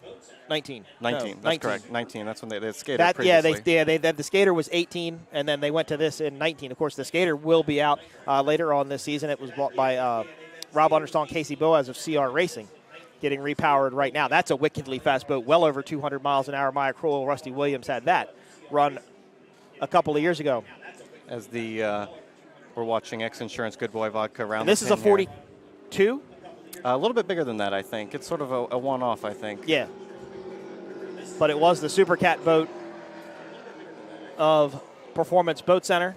Never really quite got into the groove of Supercat. I think everybody, the biggest thing I heard was turning. They didn't like how it turned. They couldn't really carry the speed that they wanted to carry through the turns, and just wasn't as successful as they wanted. It went off to be a pleasure boat for a while, and then came back to racing now as X Insurance Good Boy Vodka. Huskies lap 1 was a 251.62. Their lap 2 was a 252.07. 222 ran a 257 and a 258. So right now, Huskies pole. Yeah, Huskies going to sit on the pole. Cole, that's a pretty big difference there between those 2 boats. Yeah, I'm wondering what that's what. I mean, they were both in the 2.5s, and you're only talking a couple 100ths of a second, but still, that's a lot. I mean, that's a pretty big gap for a group that you want to be so close together. JBS now comes across. That completes lap 1 for JBS. They will start lap 2. The boat has a unique sound to it also. Kind of sounds like the old V10 Ilmore engines. Yeah, in a way it does. Yeah. All right, so we have X Insurance Good Boy Vodka now at the easterly end of the course. JBS on the westerly end of the course. Provisional pole right now, of course, going to Husky Chocolate, Travis Pastrana, and Steve Curtis. Of course, Sir Steve Curtis. He actually was knighted by the Queen over in England. All around a great guy. It's always fun to see on Facebook those guys that post the really old pictures of Steve, like how young he was. And of course, then if you watch, what's the Amazon show, Top Gear. He did a lot of stuff with Top Gear. I think they put a Honda outboard in the back of a pickup truck one time and tried to take it up and down a river or something. Must have been in the Honda Formula 4-stroke days. Probably. Yep. That sounds about right. And Jeremy Clarkson actually went in Spirit of Norway with him. That's right. It's a very old show. I think I found it on YouTube or something like that, but I think he scared Jeremy Clarkson pretty good. And Spirit of Norway was actually a 2-canopied boat. It wasn't a one-piece canopy. It was 2 individual canopies. Now, of course, it was open underneath of it, but, you weren't sitting by side necessarily to the person like you are in these boats today. Well, in the era of the late 90s, early 2000s Class 1, that was sort of the way to design go, right? of the day back then before we went to single cockpit enclosure. Yep. So X Insurance comes through the dog leg. JBS going through the easterly part of the turn. This will wrap up lap number 1 for X Insurance Good Boy Vodka. Miles Jennings, Alex Pratt. Of course, they started with another boat, a Victory Hull, this year that just had problems. That boat just didn't run as good as they needed it to. They jumped into this boat. This boat is only, I think it's about 4 or 5 years old. It's 2023, so I think it's only about 3 or 4 years old. And you said this is very similar to Abu Dhabi. It is a similar build to the Abu Dhabi boats, from my understanding. They ran the fixed number 6 drives, but they also had the option for the rudder. So they had the rudder, or they could do with the tie bar. The Abu Dhabi boats. Correct. Oh, yeah. okay. So this boat This still is just not has a rudder boat. This is just a pure 6 boat. But he has taken the 6s that were on it and put 8s on it. Right. To the And this 1100s. this boat was rigged with 1350s as a pleasure boat. As a pleasure boat, right. Yeah. So they put the 8s on it. So he's the only boat in the class that's running 8s because JBS is running 6s. And Australian Navy and Husky are running surface drives. The BPM surface drives. That's Yep, correct. with the rudders. Of course, a completely different running attitude of the boat between surface drives and Mercury M8s or M6s. Surface drives tend to push the boat a little bit more further forward because of the level power coming out of the back of the boat, as to where the prop on a number 6 and an 8 is down in the water a little bit more, so it tends to push the boat a little bit bow higher, if you would. So it takes a little bit different running. But obviously very competitive boats. JBS comes across now. This will wrap up their second lap of qualifying. Wow, look at that. JBS ran a 2:56.15 on their first lap. So currently they're going to be second on the pole as they get in just under 222 Australian Navy. Great run for Jeff and Michael, who sit third in points.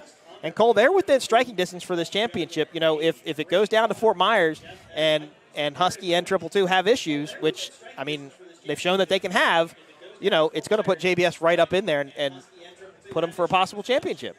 The Class 1 calendar, yeah, they'll run into Clearwater will be their next stop along the way. Clearwater, okay, I'm sorry. But, you know, it's... I was talking the APBA, I forgot that, yeah. But it's a good sign of a healthy class. Yep, you know, you for want sure. plenty of competitiveness, Sure. and, you know, everyone's commitment. You know, class is going to grow by then Yep, as well. We'll and have more boats in the field. So JBS ran a 2:55 on their second lap. So bettered their first lap by just a bit, but still sitting there. So they're going to take second on the provisional second place on the pole. X Insurance ran a 3:10. So they are off of the pace quite a bit, but I imagine Alex and Miles still trying to get that boat figured out. And like you said, it spent some time as a pleasure boat, so when you rig it as a pleasure boat, it kind of completely changes the setup, and then you throw it back into race boat. You know, that's why you see a lot of shootout boats, which is kind of a lot like qualifying except in a straight line. You don't see a lot of shootout boats that race and vice versa because the setup is completely different, obviously. To go in a straight line as hard as fast as you can is to be able to turn and set the boat and slow down, you know, kind of a different setup. So, well, set up, and it's a newer partnership too. You know, Yeah. considering Yep. the issues they had in their previous boat. Yep. You know, they didn't get as much seat time as Right. they wanted together. So Yep. now they've, you know, really got time to gel. And Miles has the experience. I mean, Miles, you know, Alex is pretty new to racing. He has tons of go fast experience. Obviously, he owns a turbine-powered 50-foot Mystic. Actually, he owns the old JBS boat. No, JBS boat's still low altitude. No, Chris He's Cox got is the former Chris yeah, Cox he's got the Mystic, former Chris the Cox one-off. Mystic. That's right. Did a fantastic job putting that boat together. Love the colors on that boat. You ever get to see it in person? Just a beautiful pop green. Looked much better this time coming through the turn. It's a nice turn. It was very nice. They're going to complete lap number 2. Ran a 3:10 on their first lap. Let's see if they can improve on that on the second lap.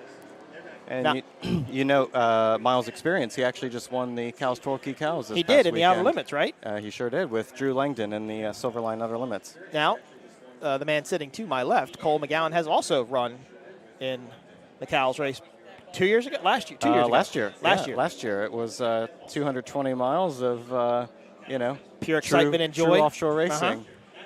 It was. Was it rough? It was plenty rough Was at it? one point on the way back. Yeah. Choppy rough or roller rough? Yes. Both. Okay. That's what you like about when you watch a Trinidad race. You know, the great race around Trinidad. Oh, yeah. Those guys get on that outside, man, and those holes just form up, and they big just rollers. wham, and they just fly. It's great. I love getting to watch that part of that course. Of course, Trinidad Sheriff Lobo. Haven't seen that boat come out this year, but always give a shout out to our friends down in Trinidad. They love getting to hear us give them a quote there. So JBS is done. And now we've got DF Young. Yep. So X Insurance ran a 3:09 on their second lap, so a slight improvement, but they are still going to sit in fourth place on the pole as DF Young will come by. Wes Wyatt, Mark Granite making his triumphant return to offshore powerboat racing. Of course, this boat raced in Englewood, Florida last year for the OPA World Championship.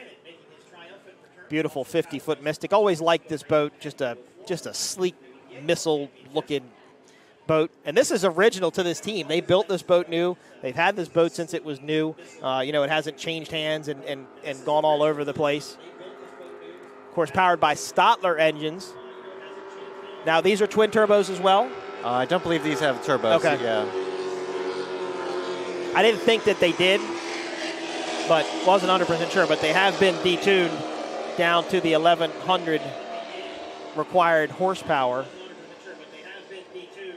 They are discussing their future commitment and looking at Class 1, purchasing the Mercury Racing 1100 competition engines and moving forward. So What's we're the very difference between the encouraged by that. competition engine and the off-the-shelf Mercury 1100? Because there's variations between the two. Yeah, it's based on how it's sealed Okay. and the computers in there. And we've got the Mercury Racing race support team here this weekend with Jeff Broman and the team. Stuart Halley is here led as by well. Stuart, of course. Absolutely, yep. And of course, we can't forget Andrea and Kim, who are here running the Mercury Racing activations in the P1 Fan Village. Where's the P1 Fan Village? It's right here at the base of the pier. You have to go get yourself some Celsius and play. I haven't tried the Celsius Play yet. some Plinko at the Mercury stand. All Yeah. right. Yeah, get out there. And see the Mercury Racing girls. That'd be Yes, fun. That'd be a good absolutely. time. Beautiful. I love that walk down here towards the St. Pete Pier, though. I forgot what it was like.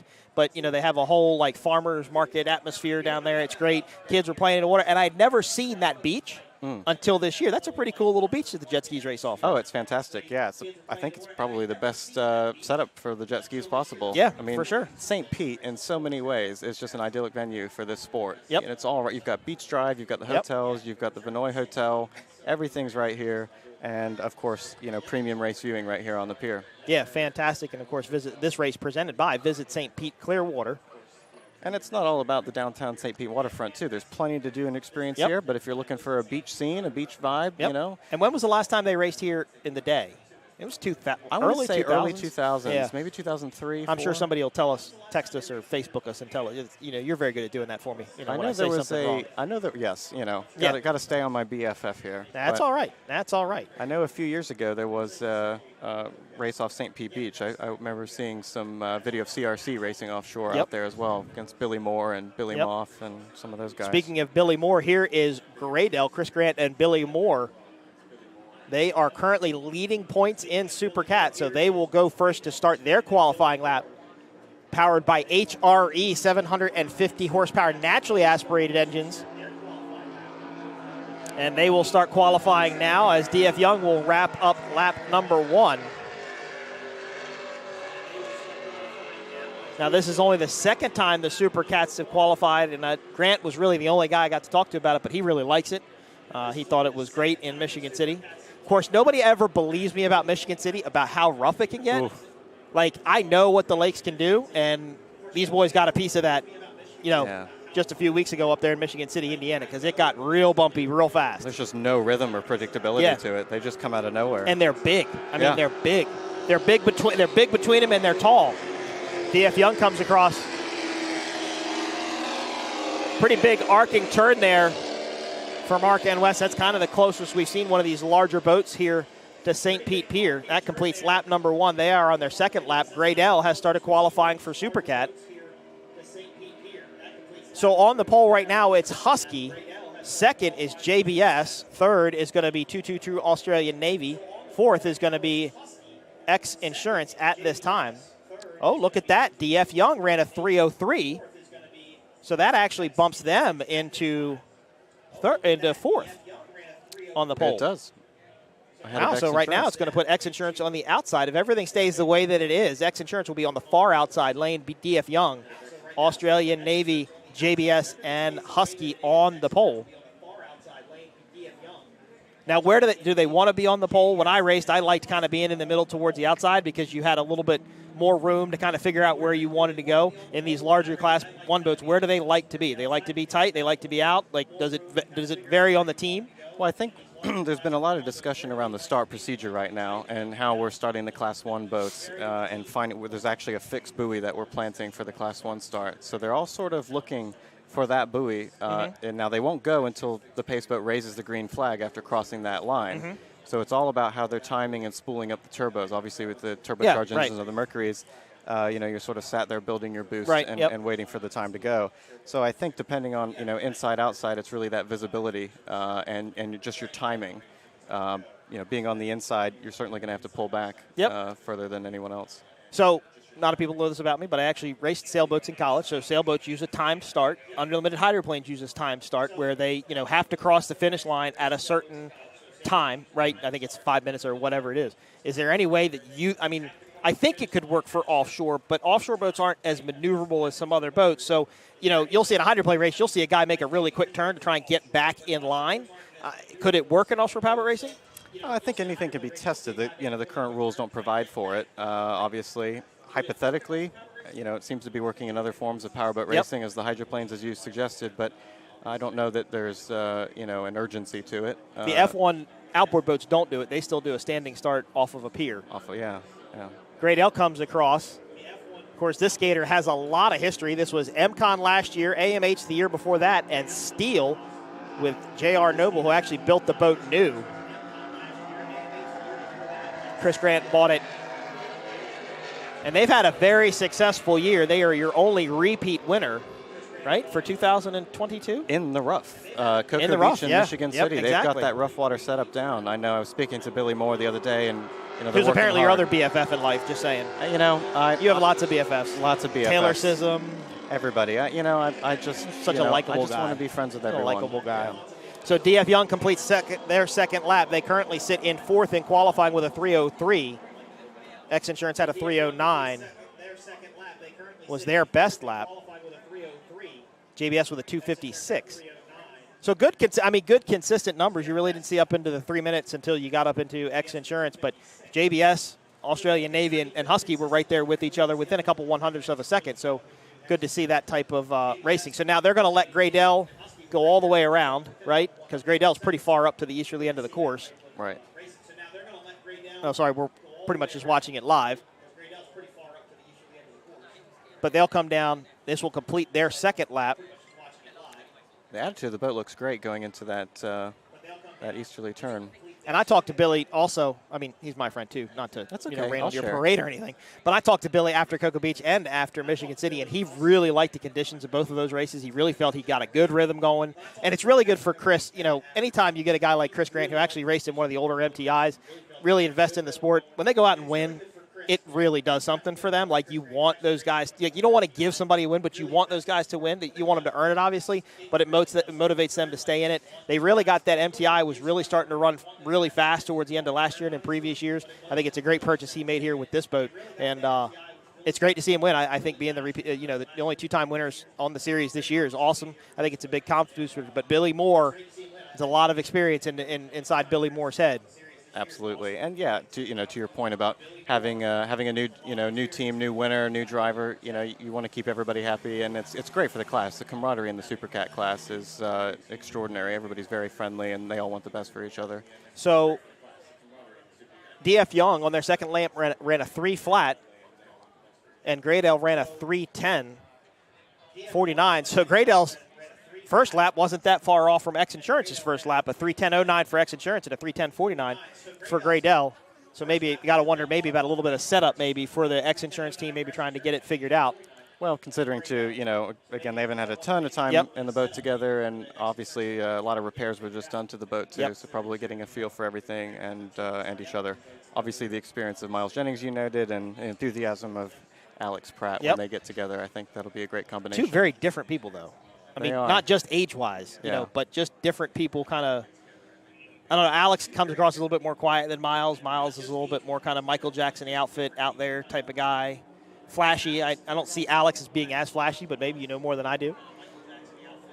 You're thinking about what I'm saying very seriously. I can tell by the look in your eye. Oh, I think they both have a lot of fun. They're both. Oh, for sure. They're both great people. Yeah. So Graydell comes across. This finishes their number 2 lap for qualifying. Remember, they ran a 3:10 on their first lap. MCon has gotten up on a plane, and they are coming down into the dog leg. So when MCon crosses that start or that buoy or goes past the buoy, then they will release the next boat. And I believe who will the next boat be? I don't have current standings up for Supercat. I can pull them up very quickly, though, thanks to Cole's great organization on the P1 Offshore. Go to P1Offshore.com, follow them on Facebook or Instagram. Keep up with your favorite teams to schedule. See when we will be in a town near you.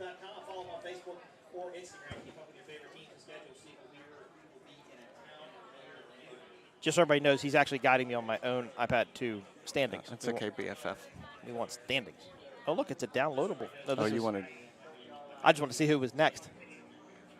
They're already on a plane. So MCon, here they come. US 1. Tyler Miller and Myrick Coyle. Myrick Coyle going to be pulling triple duty. Well, that's interesting, Cole. So Graydell. Oh, never mind. Misread there. Total points. No, so actually NZ Pro Floor should have gone between Graydell and MCon. They did not for some reason. But there is a white boat that is now on the easterly end of the course, so that could be NZ1 Pro Floors. MCon comes by to start their first qualifying lap. Of course, NZ1 Pro Floor is one of the oldest boats in the Super Cat class currently. Reliable carriers MTI, then it became Spirit of Qatar, which was run by Billy Moore. He ran that boat for a year or two under the Sheikh Hassan team Qatar banner. A couple of years with him and Ali Al Nima. Yep. And then it became Pro Floors after that. Wayne ran it with Chris Hanley for a couple of years, and then they parted ways, and he joined up with Grant, and Grant really brought this boat back to life. This boat is wicked fast. It's a technological marvel to me, some of the stuff that Grant's done inside of it. Grant is a very talented rigger. Obviously, Grant Signature Racing down in Bradenton, Florida. And race boats are really the only things that are getting rigged with gauges and all that wiring and stuff now with the Mercury 1100 comp motors or the 1350s or even the 450s. It's all just a wiring harness now that plugs into a Garmin GPS or a whatever kind of computer you have on your boat, and that's all you really need. This boat, I don't know what it has now, but it actually used to have very similar to NASCAR gauges where the gauges had the light in the gauge would light up going. So if it was a red light, if you lost oil pressure or something, the gauge would turn yellow or turn red. And I just thought that was like one of the coolest things I'd ever seen inside of a boat. But a fantastic MTI. So they're going to come across and start their qualifying lap. NZ1 Pro Floors. MCon currently on their first lap as well. And let's see how these teams compare to Graydell. 2 skaters, 1 MTI so far. Of course, Wayne Valder all the way from New Zealand here to St. Petersburg, Florida. Graydell's second lap was a 3:10.25, so they improved a bit. Currently sit on the pole with 2 other boats out there.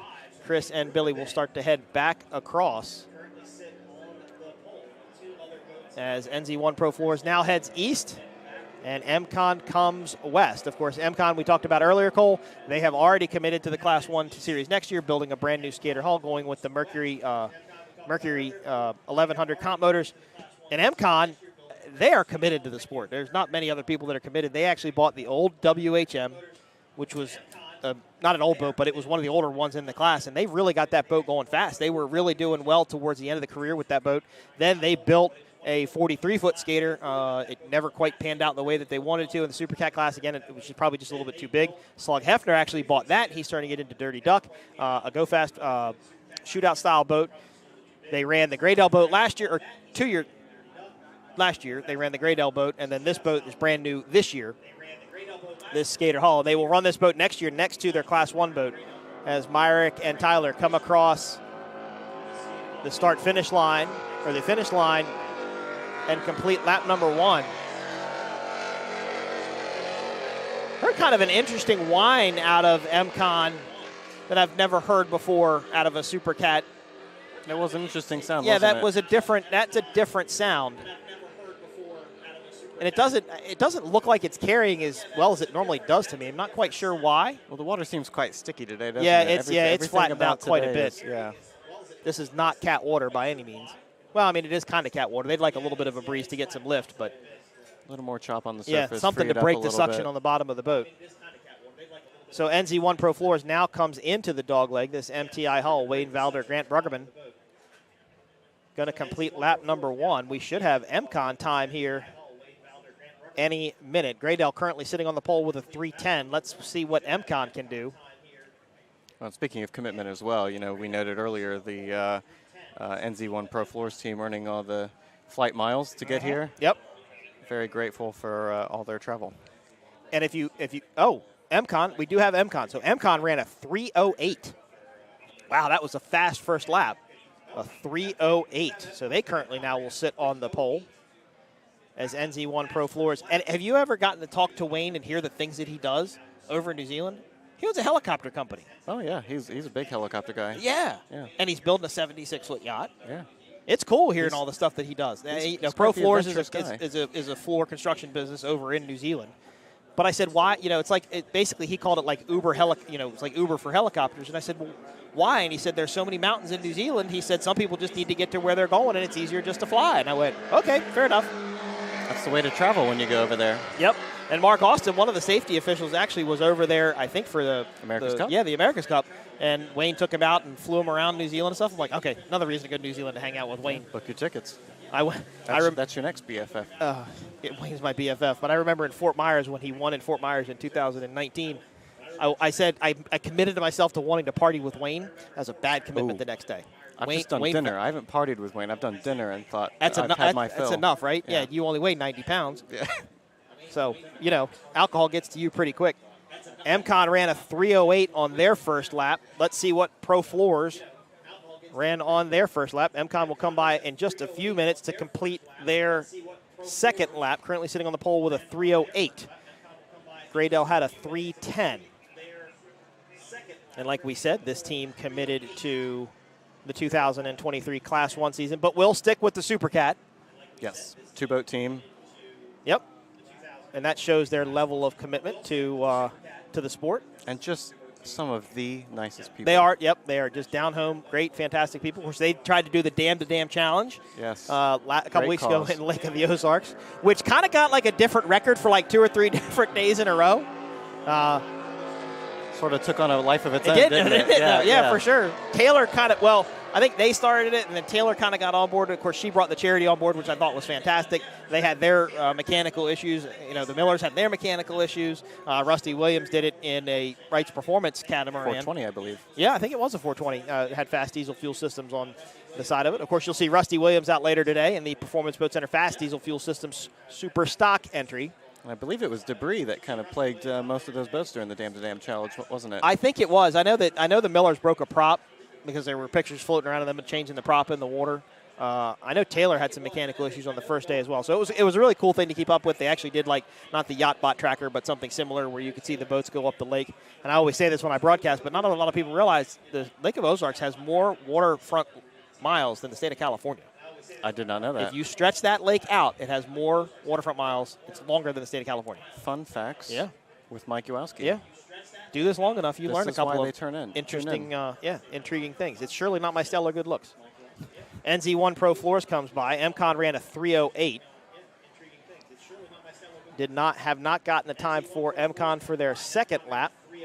And this will complete Pro Floors as well. And the next boat is up on a plane on the easterly end of the course. That's going to be SV Offshore. Yeah, the Mercury 850 powered Outer Limits boat. 860. The twin. 860s, you're right. I'm sorry, 860s, you're right. I'm sorry. As does the Liquor Split entry. Liquor Split, yep, they went to them as well. MCon ran a 3:07 on their second lap. NZ Pro Floors ran a 3:08. Well, a little flyby there for the fans. That's an interesting line, but okay. So currently MCon is going to sit on the pole with a 3:07. Now Pro Floors is going to be second on the pole with a 3:08. Graydale is going to have a 3:10 and currently be in third. So now we have SV Offshore, as Cole said, the naturally aspirated Mercury 860 engines. The only boat, not the only boat, Liquor Split actually running those as well. Of course, Liquor Split put those in for Sarasota and then had some mechanical issues. And no, actually the big boats didn't get to race in Sarasota this year because of weather, correct? They were out there. They were out there. Yeah, I think they went before they went before the Superstocks. Okay. So SV Offshore, the Outer Limits, Simon Prevost and Vinny Diorio now take to the course. The only Outer Limits cat out here. Of course, there is supposed to be an Outer Limits Class 1 boat in the works. There was talk about it making its debut here, but that did not happen. Good to see the Liquor Split boat. Jason Ventura, Brand X Marine, working on that boat for those guys. Of course, that boat used to actually be Talkin' Trash for anybody watching qualifying. I think Talkin' Trash raced before you were born. Not quite. No, I remember them in Key West in 2009. You were a little kid. I was a young lad. You were a very young lad. But you were probably the social media director for somebody in 2009, so, what's really changed? I'm around. Yep, you are a little bit. Now you're a boat broker. SV Offshore, they're going to come across. Mercury 860 program. Of course, this boat did start out, Cole, with the naturally aspirated, I think it had Sterling motors in it at first.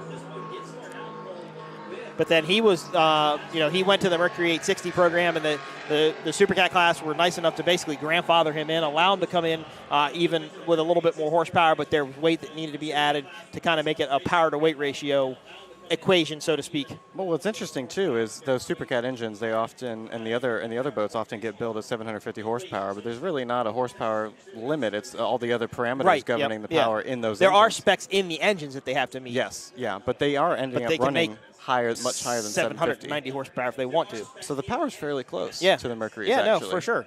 One of the main differences between the Mercury is a fuel-injected motor, as to where the Supercat Sterling motors or HPE or Gassi engines are naturally aspirated carbureted motors. Right. Really the only difference there. So WHM takes to the course for their qualifying run. Currently, MCON sits on the pole. Of course, good to see Billy Moff back out here. Had some medical issues towards the end of last year. Britt Lilly. Oh, look at that. NZ1 Pro Floors runs a 3:06. Wow. Holy cow. So that really puts them on the pole. Oh, wow. A 3:06. That's amazing. So, wow. So now it's going to be Pro Floors on the pole. MCON in second. Graydell in third out of our boats that have run so far. Now, WHM, they're going to come by. Jay Muller, Billy Moff, as I was saying. Billy Moff had some medical issues towards the end of 2021. Glad to see he's recovered and back out here racing. Britt Lilly ran this boat with Jay Muller in Key West. Jay Muller will be running in the LSB Hurricane of Awesomeness Revex Oil entry tomorrow in the Pro Stock V class. And from what I understand, he will be filling in for Kevin Smith for the remainder of the 2022 season.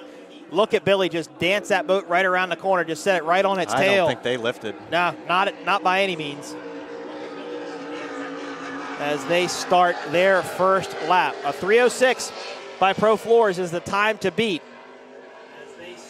That's a great number. That's an awesome number. We know the sponsons on that MTI are a little bit narrower than the rest, aren't they? So I think today's weather and the aero and everything that may be working to their advantage. Plus maybe all the setup. Maybe just a little bit. I really like the Gassi engines. I've spent a lot of time over the past couple of years talking to the guys. I think they build a great engine. Actually, it came out that's what the CR Racing guys are going to go with in the former Performance Boat Center Skater, which is a wickedly fast Supercat boat. That boat, a multi-time world and national champion when Johnny Tomlinson and Myra Cole ran that boat. Of course, we'll see Johnny Tomlinson tomorrow with your good friend Taylor Sisson. Absolutely. They'll be running. Hey, I went to Randy when I got here today. You'll appreciate this. Okay. There was information that came out, and it called it TS Motorsports. Yes. Okay. I always called it MTI, right? Because that's what I knew it as. So I went to Randy. I said, what do you want me to call it? He said TS Motorsports. I said, okay, no problem. So it's going to be right. So we'll see him tomorrow with Taylor Sisson in the TS Motorsports 450 class. Got a new 450 team out here as well. Absolutely. 3 MTI, so that's going to make that Cabeza class. And Gary Ballou.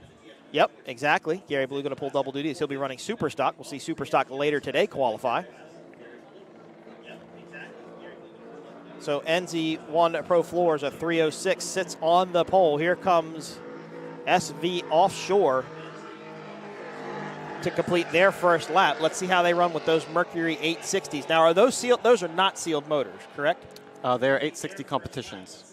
So they're sealed as well. Now, when we say sealed, like back in the day, the Mercury 525s, they were sealed. They had sealed bolts, sealed ECUs, so on and so forth. They were sealed in various locations and stamped, and they were not to be messed with or tampered with, and that's how they do a quick inspection, so to speak, is to make sure that those badges are still where they needed to be.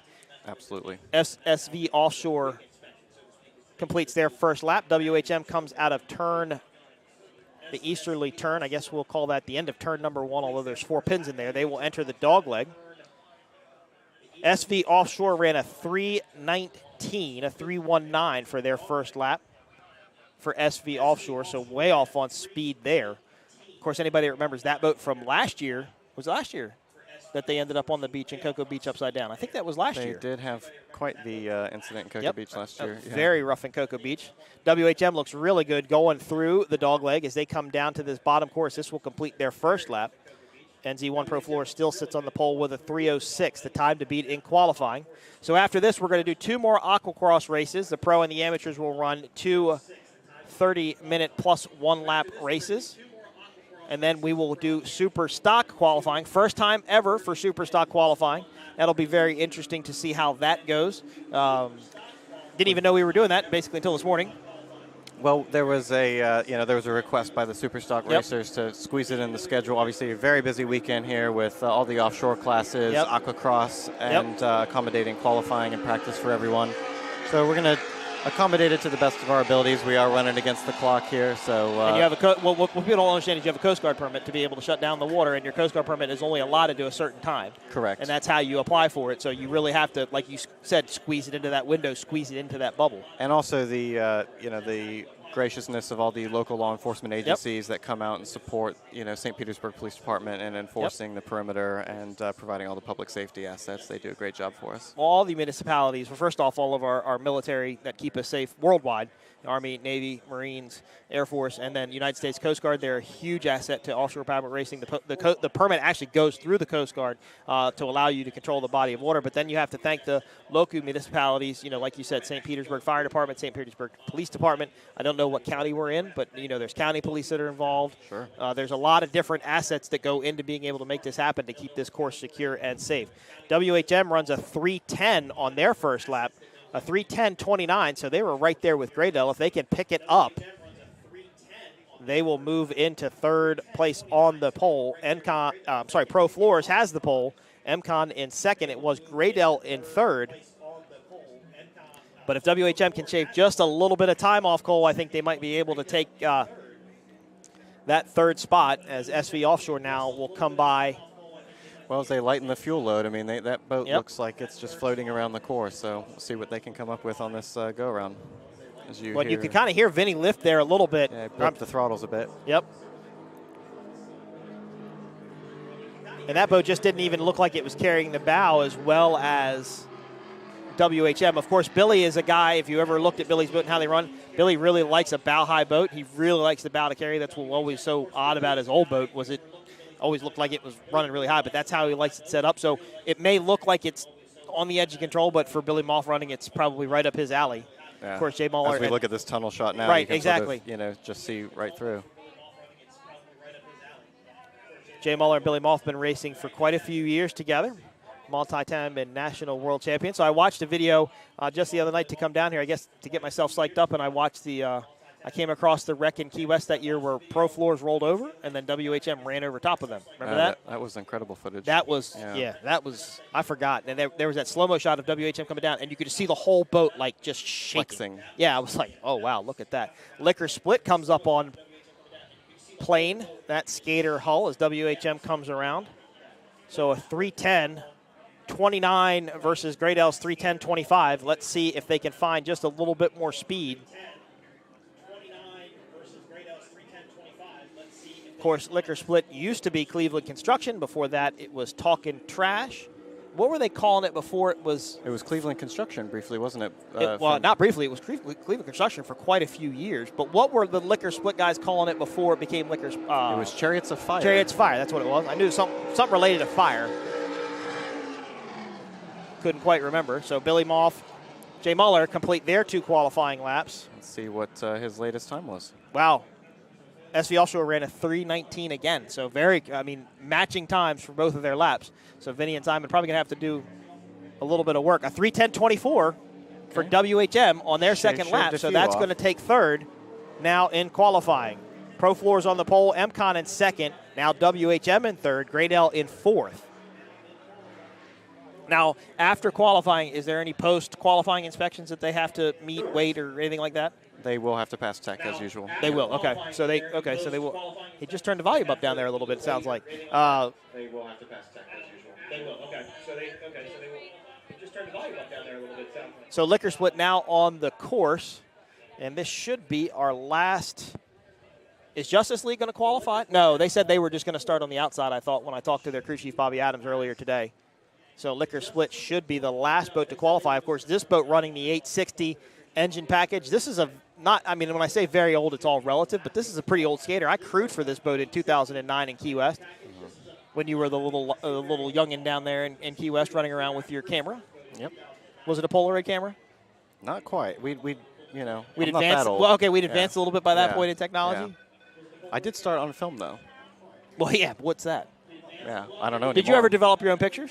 No, I didn't have a dark room. I did that in college. I took a photography class. Yeah, It's you pretty are cool that to be old, able to do that. What? To go to college? I know. I go to college. Oh, you mean? Oh, never mind. For film, I get you. Yeah. Liquor split out way wide. You know, we have as we look at Liquor Split here, we've been referring to them and SV Offshore running the Mercury Racing 860s. They actually added a dry sump and recalibrated the engines to 800 horsepower to eliminate the weight penalty that the 860 power boats were receiving. Yep. I knew they went to dry sump. I didn't know about the horsepower part. Again, real wide, trying not to scrub off a lot of speed. So when we talk about, especially with this 860 class, you know, you talk about how these guys throttle it. When they go through the corners, they'll actually trim, as they exit the corners, they trim the boat up because they want the RPMs to come up, and then they'll get out of the turn, the boat will lift, and they'll start trimming it back down. But they're also wanting to turn the drives as little as possible. They're wanting to scrub off as little bit of that speed as possible. I talk about them again, Bob Teague, Paul Whittier videos in Key West or wherever. Paul Whittier just let go of the wheel. I mean, not let go of it, but he'll take his hands, you know, just kind of cup them around the wheel because Bob Teague has this thing on the straightaway. It's my boat. I want it to go straight, no drag. We go in the turn. It's going to be your boat. And, you know, obviously a lot of experience there. Of course, we like to see Bob T come out. He ran the Super Cat race 1 year in Key West. Actually in Key West, yeah. And it was a very, but very that's rough a 30. race. But that's a 36. That's that boat was actually built for Super Cat Light. So he was a little bit of a size disadvantage, if you would. Of course, Teague owns Teague Custom Marine, builds his own engines. Good to see them come back out.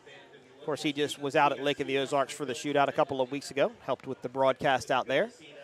Sent him a text and said, hey, it's funny, I'm listening to you now. You're not listening to me, because he normally will text me and be like, hey, listening to you, Paul, as well.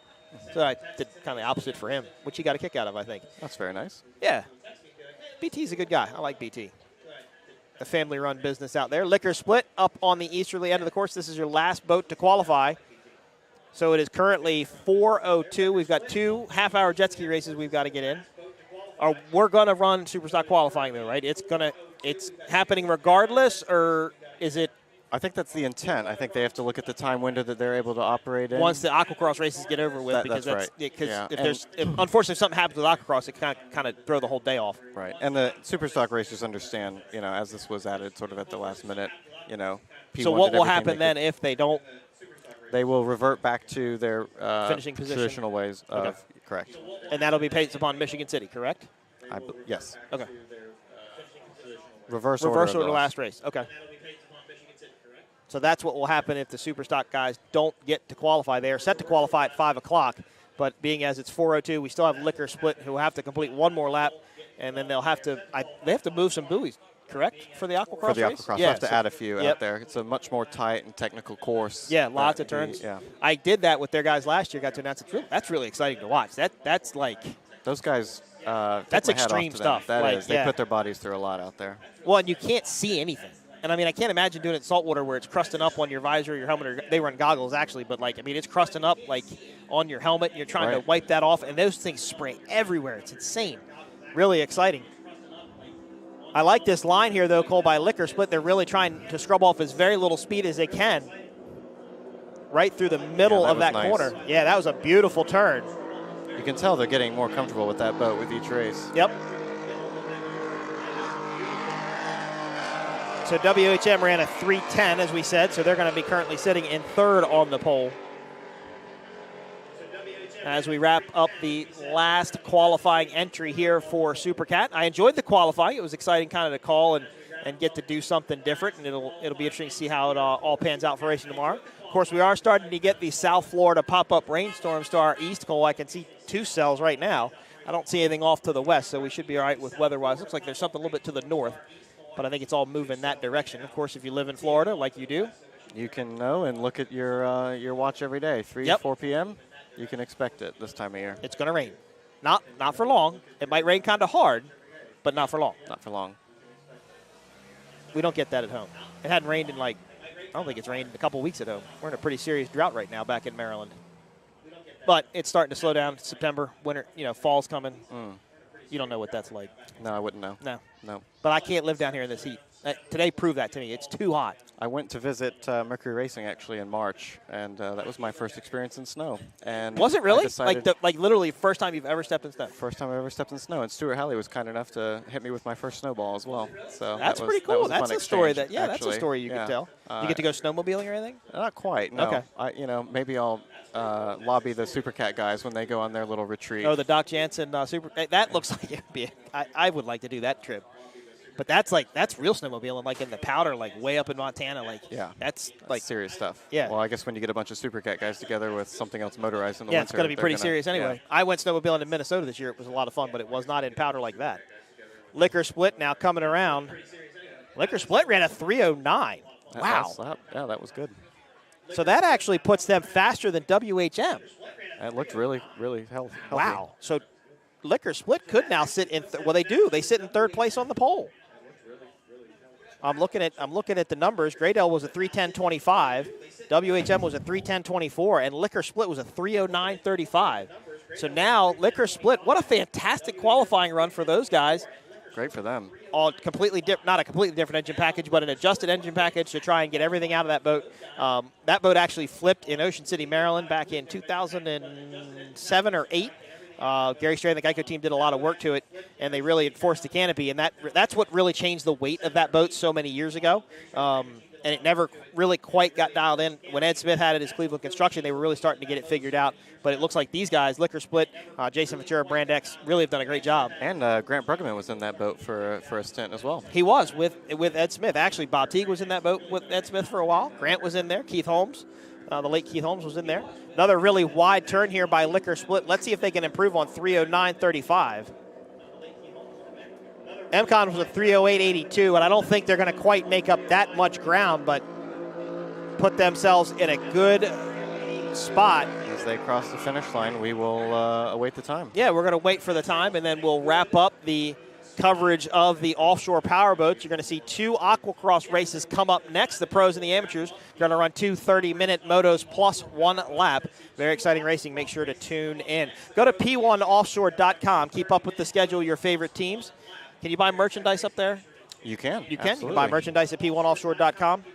And it's not too late. VIP tickets for tomorrow's race as well. There you go. VIP tickets will take you right down here in front of us here at St. Pete Pier. Beautiful day here. Liquor Split. Wow. Liquor Split ran a 3:08.4. Wow. Took a whole So second. who is that faster than? Nope, that's still going to leave them in third. Okay, that leaves them in third. So right now still it's found a second. That's impressive. Yeah. So Pro Floors with a 3:06 is going to be on the pole. MCON with a 3:07 will be in second. Liquor Split with a 3:08 will now be in third. WHM with a 3:10 will be in fourth. And Graydale will be in fifth. I'm sorry, fourth.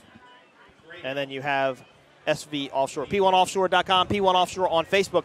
Just got a message. Aqua Cross will be racing pros only at 4:30. I think running into some of those time constraints we spoke about. I think so. Now that will allow the Superstock guys, if everything goes off as planned.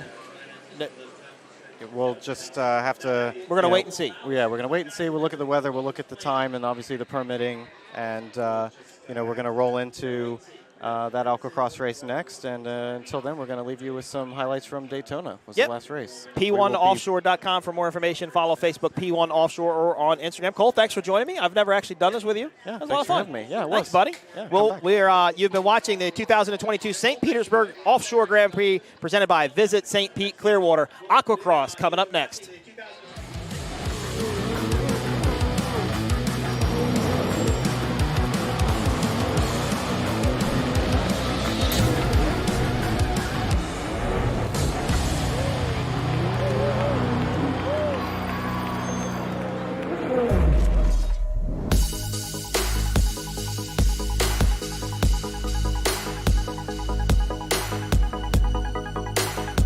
Welcome to the world-famous Daytona Beach on Florida's Atlantic coast for the 4th round of the Aquacross Championship.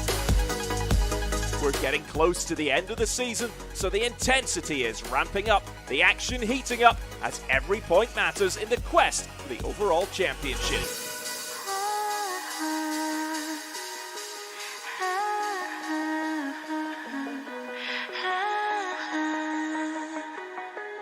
In Daytona, we'll see lots of action, lots of drama, intense competition, rain, sun, and of course, all the thrills and spills of aquacross racing.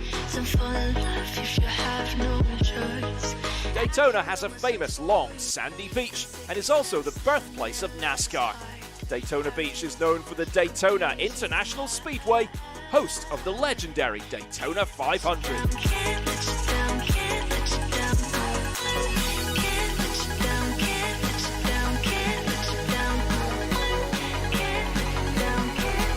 The Hard Rock Hotel is one of the sponsors of this year's race in Daytona Beach, with the action taking place right in front of the hotel. All of the riders received a warm and friendly welcome and thoroughly enjoyed their stay at the Hard Rock Hotel.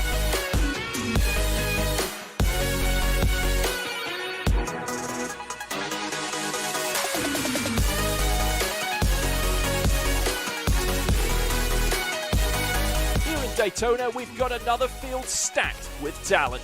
The Pro class has 22 riders, and 21 riders make up the field in the Am class. Let's take a look at some of the Pro riders to look out for in Daytona. James Wilson picked up the win in Michigan City and now sits at the top of the Pro Enduro Championship standings. He's got his eyes on another win in Daytona Beach. I didn't expect to be where I am right now, just because the competition's so stiff, but I had a lot of things going my way. Michigan City, the water conditions were absolutely amazing for me. I love when it's crazy rough, and Saturday was awesome. And we just kept rolling a win into another win, into an overall, and now we're in Daytona, and I'm excited to go try to, stay on top. Second place in the standings is Dustin Farthing. You can never count out the veteran Farthing. He's going to be a threat in any race. Yeah, Daytona's a good race site. I've raced here for the last 30 years, and I've spent a lot of time on this water. It's good conditions, and it's a good place to race.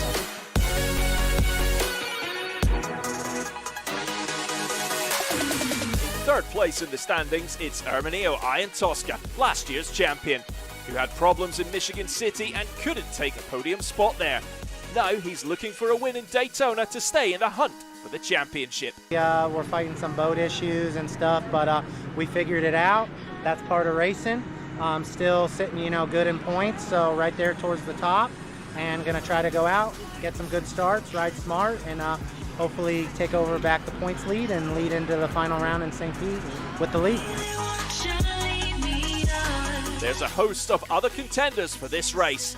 The likes of Tori Snyder, Devin Farthing, Christian Daly, and names like Camden Powell, Vanjie Ramji, Dennis Mack, and Christopher Landis will all be hoping to have a big say in who picks up the points in Daytona Beach. We're good. We went to Poland in between these two rounds and raced in Poland and had a good time. Rebuilt our skis, got them all freshed up for these last two rounds, and super excited and ready to finish the championship off strong.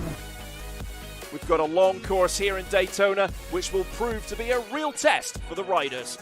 We can expect conditions to change throughout each of the three races. Sometimes it'll be flat, sometimes rough, but always a massive test.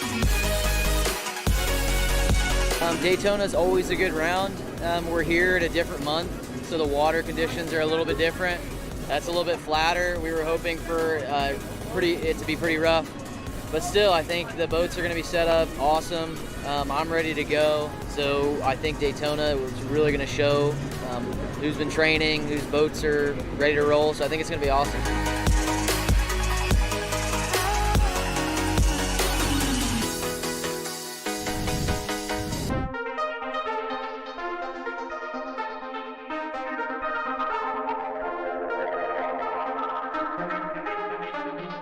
Racing gets underway here at the Daytona Beach round of the Aqua Cross Championship, and we'll start with race 1 in the Am class. Jay Finlinson, Muad Sally, Enrique Chia and Jason Williams are all battling hard for the lead. Muad Sally gets to the front and is trying to put some distance on the rest of the field. Number 618, Trey Williams, also looks to be having a good day here in race 1 in Daytona Beach. Jay Finlayson is going through the gears though and is really catching up with the race leader. Finlayson passes Sally and gains first position. Finlayson is really building that gap back to Sally and is working hard to protect his top position. In the battle for third spot, Jason Williams is protecting the position well. And the checkered flag is out and Finlayson comes through and wins the race. In the Am 200 race, the win goes to number 13, Sam Nemi.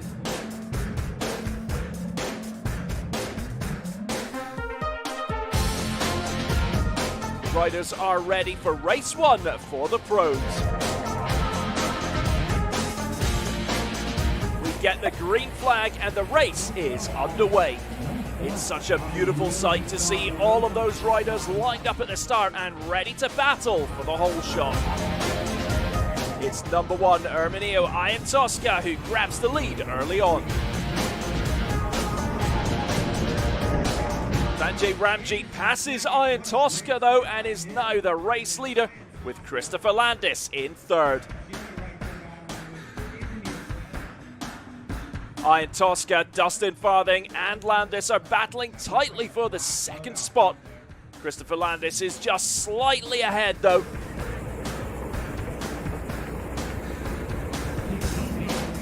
Landis looks like he's managed to wrestle control of second spot, but it's Ramjeet who still leads the race. And Ramjeet is putting on a masterclass here, and he's really putting the distance between himself and his main rivals here in race 1.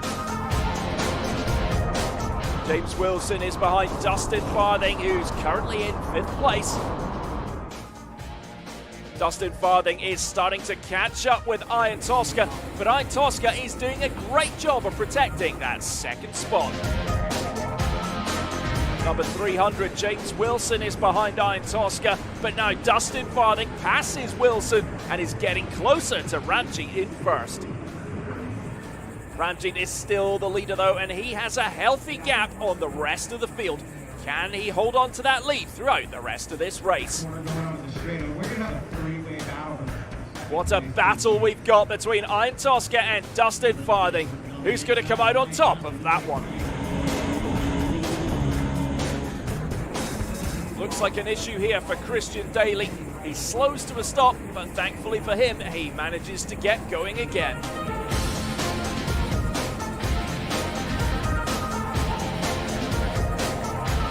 The hard work pays off for Dustin Farthing as he catches Ian Tosca, makes the pass and grabs second spot.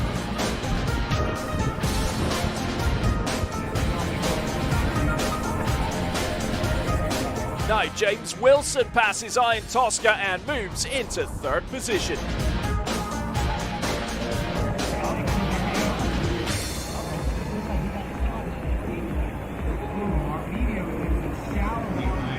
Problem here for Ian Tosca. Looks like he's got an issue with the ski and is out of the race. He just has to watch as Landis rides past him. But now Landis has a problem. He stops but later manages to continue on, but he's lost his 4th position.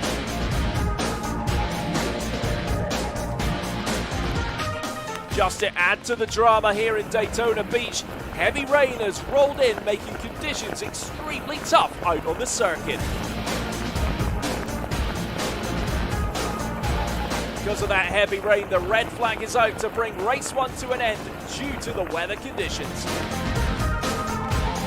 But officially, the race will count because 70% of the race was completed, so Sanjay Ramjeet gets first, Dustin Farthing second, and James Wilson third. I felt really good, boats really fast, handling great. You know, DMAT Racing, Dean's team Yamaha is really hooking up out there and doing what it needs to do. I'm just keeping it pinned to the handlebars and doing as best as I can.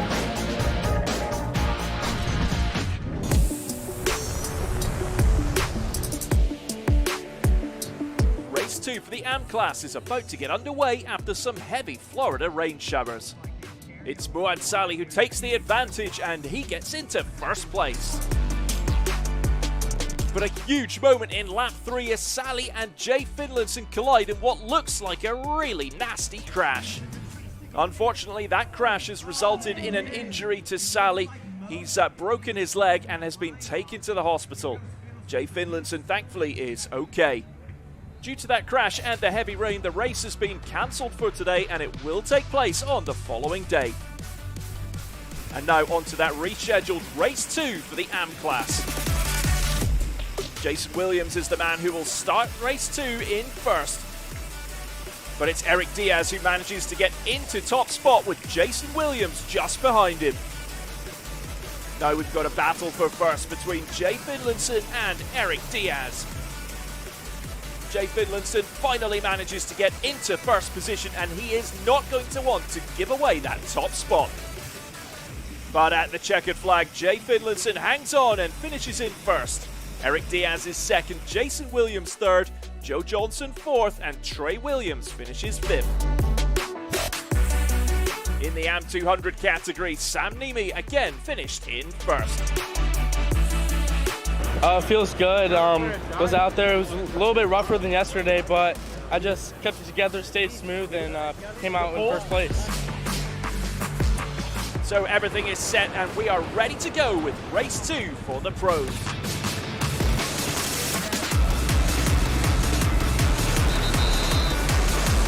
James Wilson with a superb start. Dustin Farthing comes from the back and is in a big battle for the whole shot with James Wilson. Torrey Snyder is in the mix as well. He's right behind Wilson. But it's James Wilson who manages to take the whole shot. Wilson still leads the field. Devin Farthing is also not too far back. Daly and Ian Tosca are next to Devin Farthing though.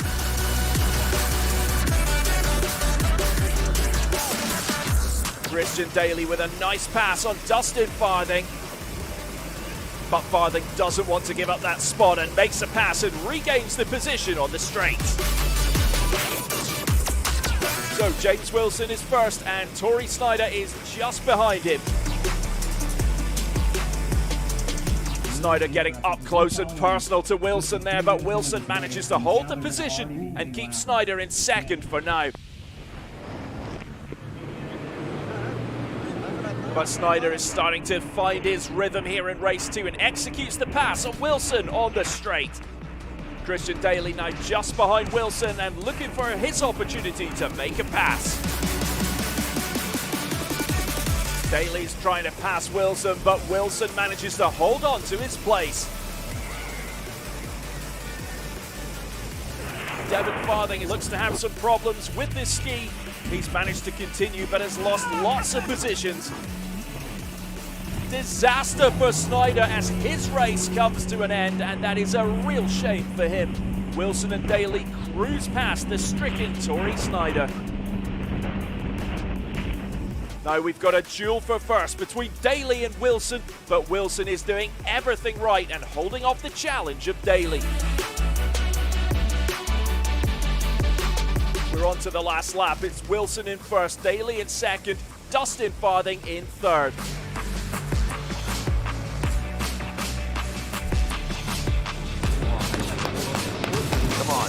Come on. And as race 2 comes to an end, it's James Wilson who finished the race in first and picks up the 25 points. Christian Daly is second, Dustin Farthing is third, and Camden Powell finished in fourth.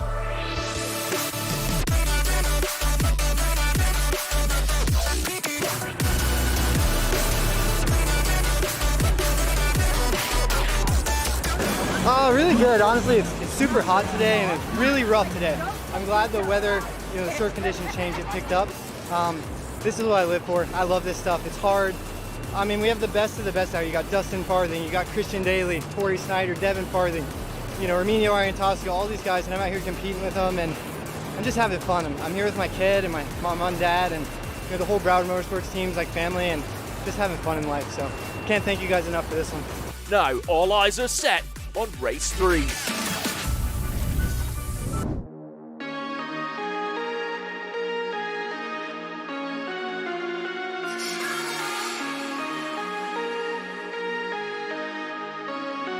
Race 3 in the Am class, there's a big battle for the whole shot between Jason Williams and Jay Finlayson. Jason Williams and Jay Finlayson are both working hard to try and get into that top position.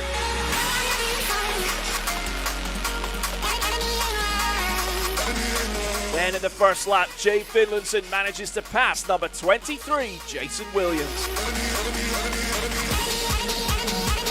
207 Matthew Smith and 91 Joe Johnson are both attacking hard and looking for that second spot, but Jason Williams manages to hold them off. Number 91 Joe Johnson manages to pass the 207 bike of Smith and then the number 23 Jason Williams and moves into second, showing great skill. In the Am 200 class, it's Sam Nemi who leads the charge. So it's Jay Finlayson still in first, Joe Johnson in second, and Matthew Smith in third. Trey Williams gets past Smith and moves into third place. After the success in Michigan City, Jay Finlayson makes it 3 race wins in 3 and also picks up the overall here in Daytona Beach. So the results for race 3 in the Am 300 class. First goes to Jay Finlayson, second to Joe Johnson, Trey Williams in third, Tim Hickman in fourth, Matthew Smith in fifth. In the Am 200, the win went to Sam Nemi.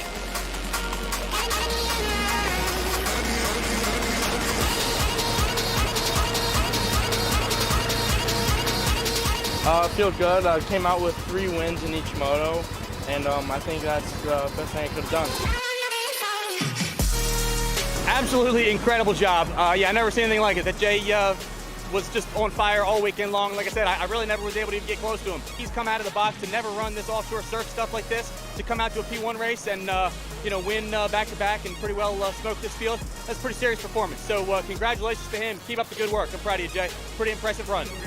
The Am 200 overall first place, Sam Nemi, second, Kevin Sullivan, and third, Johan Ferron.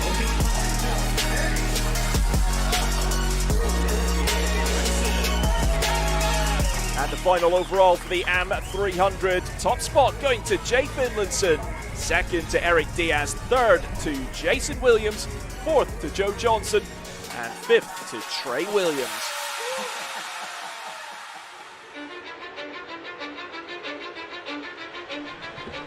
Race 3 for the pros, and it's the decider for the overall here in Daytona Beach.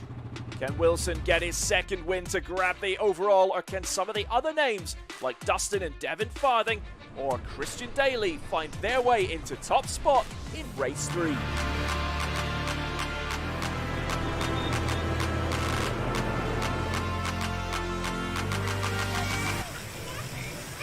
The race is on. Dustin Farthing leads, but James Wilson is just behind him. Devin Farthing is struggling towards the back, but it's number 79, Dustin Farthing, who gets the whole shot. Christopher Landis there making the pass on Erminio Iron Tosca. Landis and Iron Tosca make their move and pass James Wilson and Tori Snyder. In first position, it's Dustin Farthing. Second is Landis. Third is Iron Tosca. Devin Farthing finds a really good pace to move towards the front of the race and is now in fourth, chasing Iron Tosca.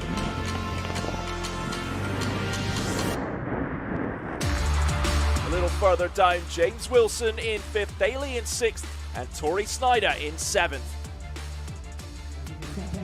Christian Daly manages to pass Wilson to move up to fifth place.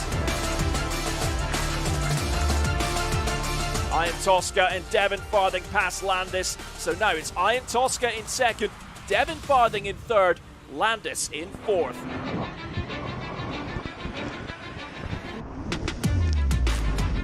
Now Tori Snyder makes a charge and moves past Wilson. He's now in fifth, with Wilson dropping down to sixth.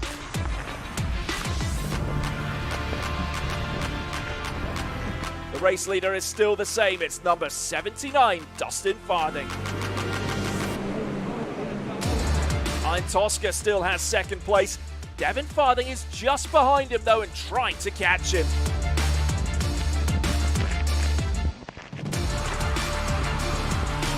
A little further behind, Wilson is still losing positions. Camden Powell gets past him, and Wilson is now in 8th position.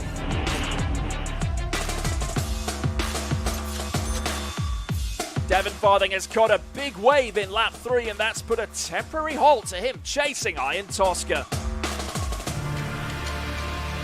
A battle is unfolding between Landis and Daly for 4th place, and Daly manages to pass Landis, so now he makes 4th place his own. After Devin Farthing's crash on the wave, Daly is now trying to catch him. Daly manages to pass him, but Farthing is not giving up. He's still pushing hard to stay in 3rd.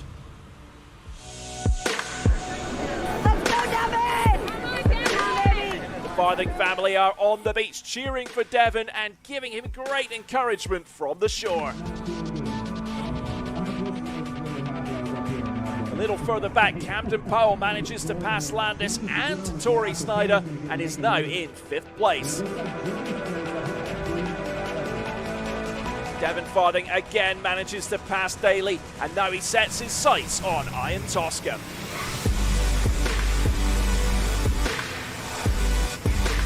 Snyder has caught up with Camden Powell, but Powell is fast and he's held on to 4th place.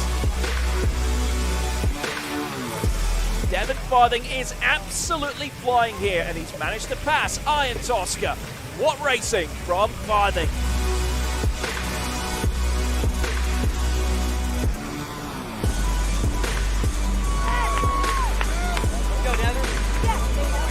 Now in 1st and 2nd, it is the father-son duo of Dustin and Devin Farthing.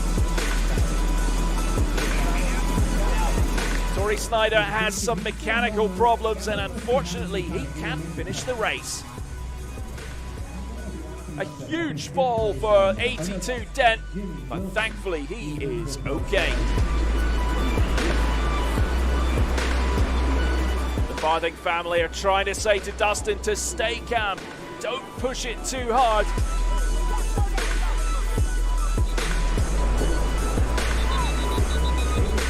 And at the checkered flag, the Farthing family finishes in style. 1st place to Dustin, 2nd to Devin. In 3rd it was Ian Tosca, and 4th goes to Camden Powell.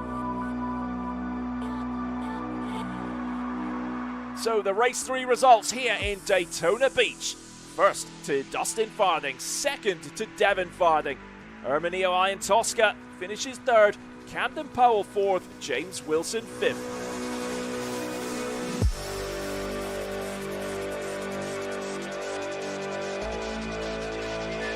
And now the overall results for the pros. With that win in race 3, the overall goes to Dustin Farthing, 2nd to James Wilson, 3rd to Vanjay Ramji, 4th to Camden Powell, and 5th to Devin Farthing.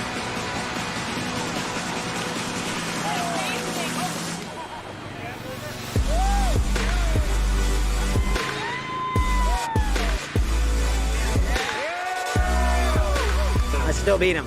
I had to let him get his last win in before he retires. It was a great race. You know, I got a bad start, so I had to work my way from the back, but you know, the rough conditions really helped me out, so I could work my way up to 2nd place and finish behind my dad. I felt good. I rode good, got a good start for the first time pretty much this year. I've been kind of sleeping on my starts in the previous, and that one I got a good start and rode good. It was rough, which is conditions that I like, and I was able to go from the whole shot to the win all 30 minutes.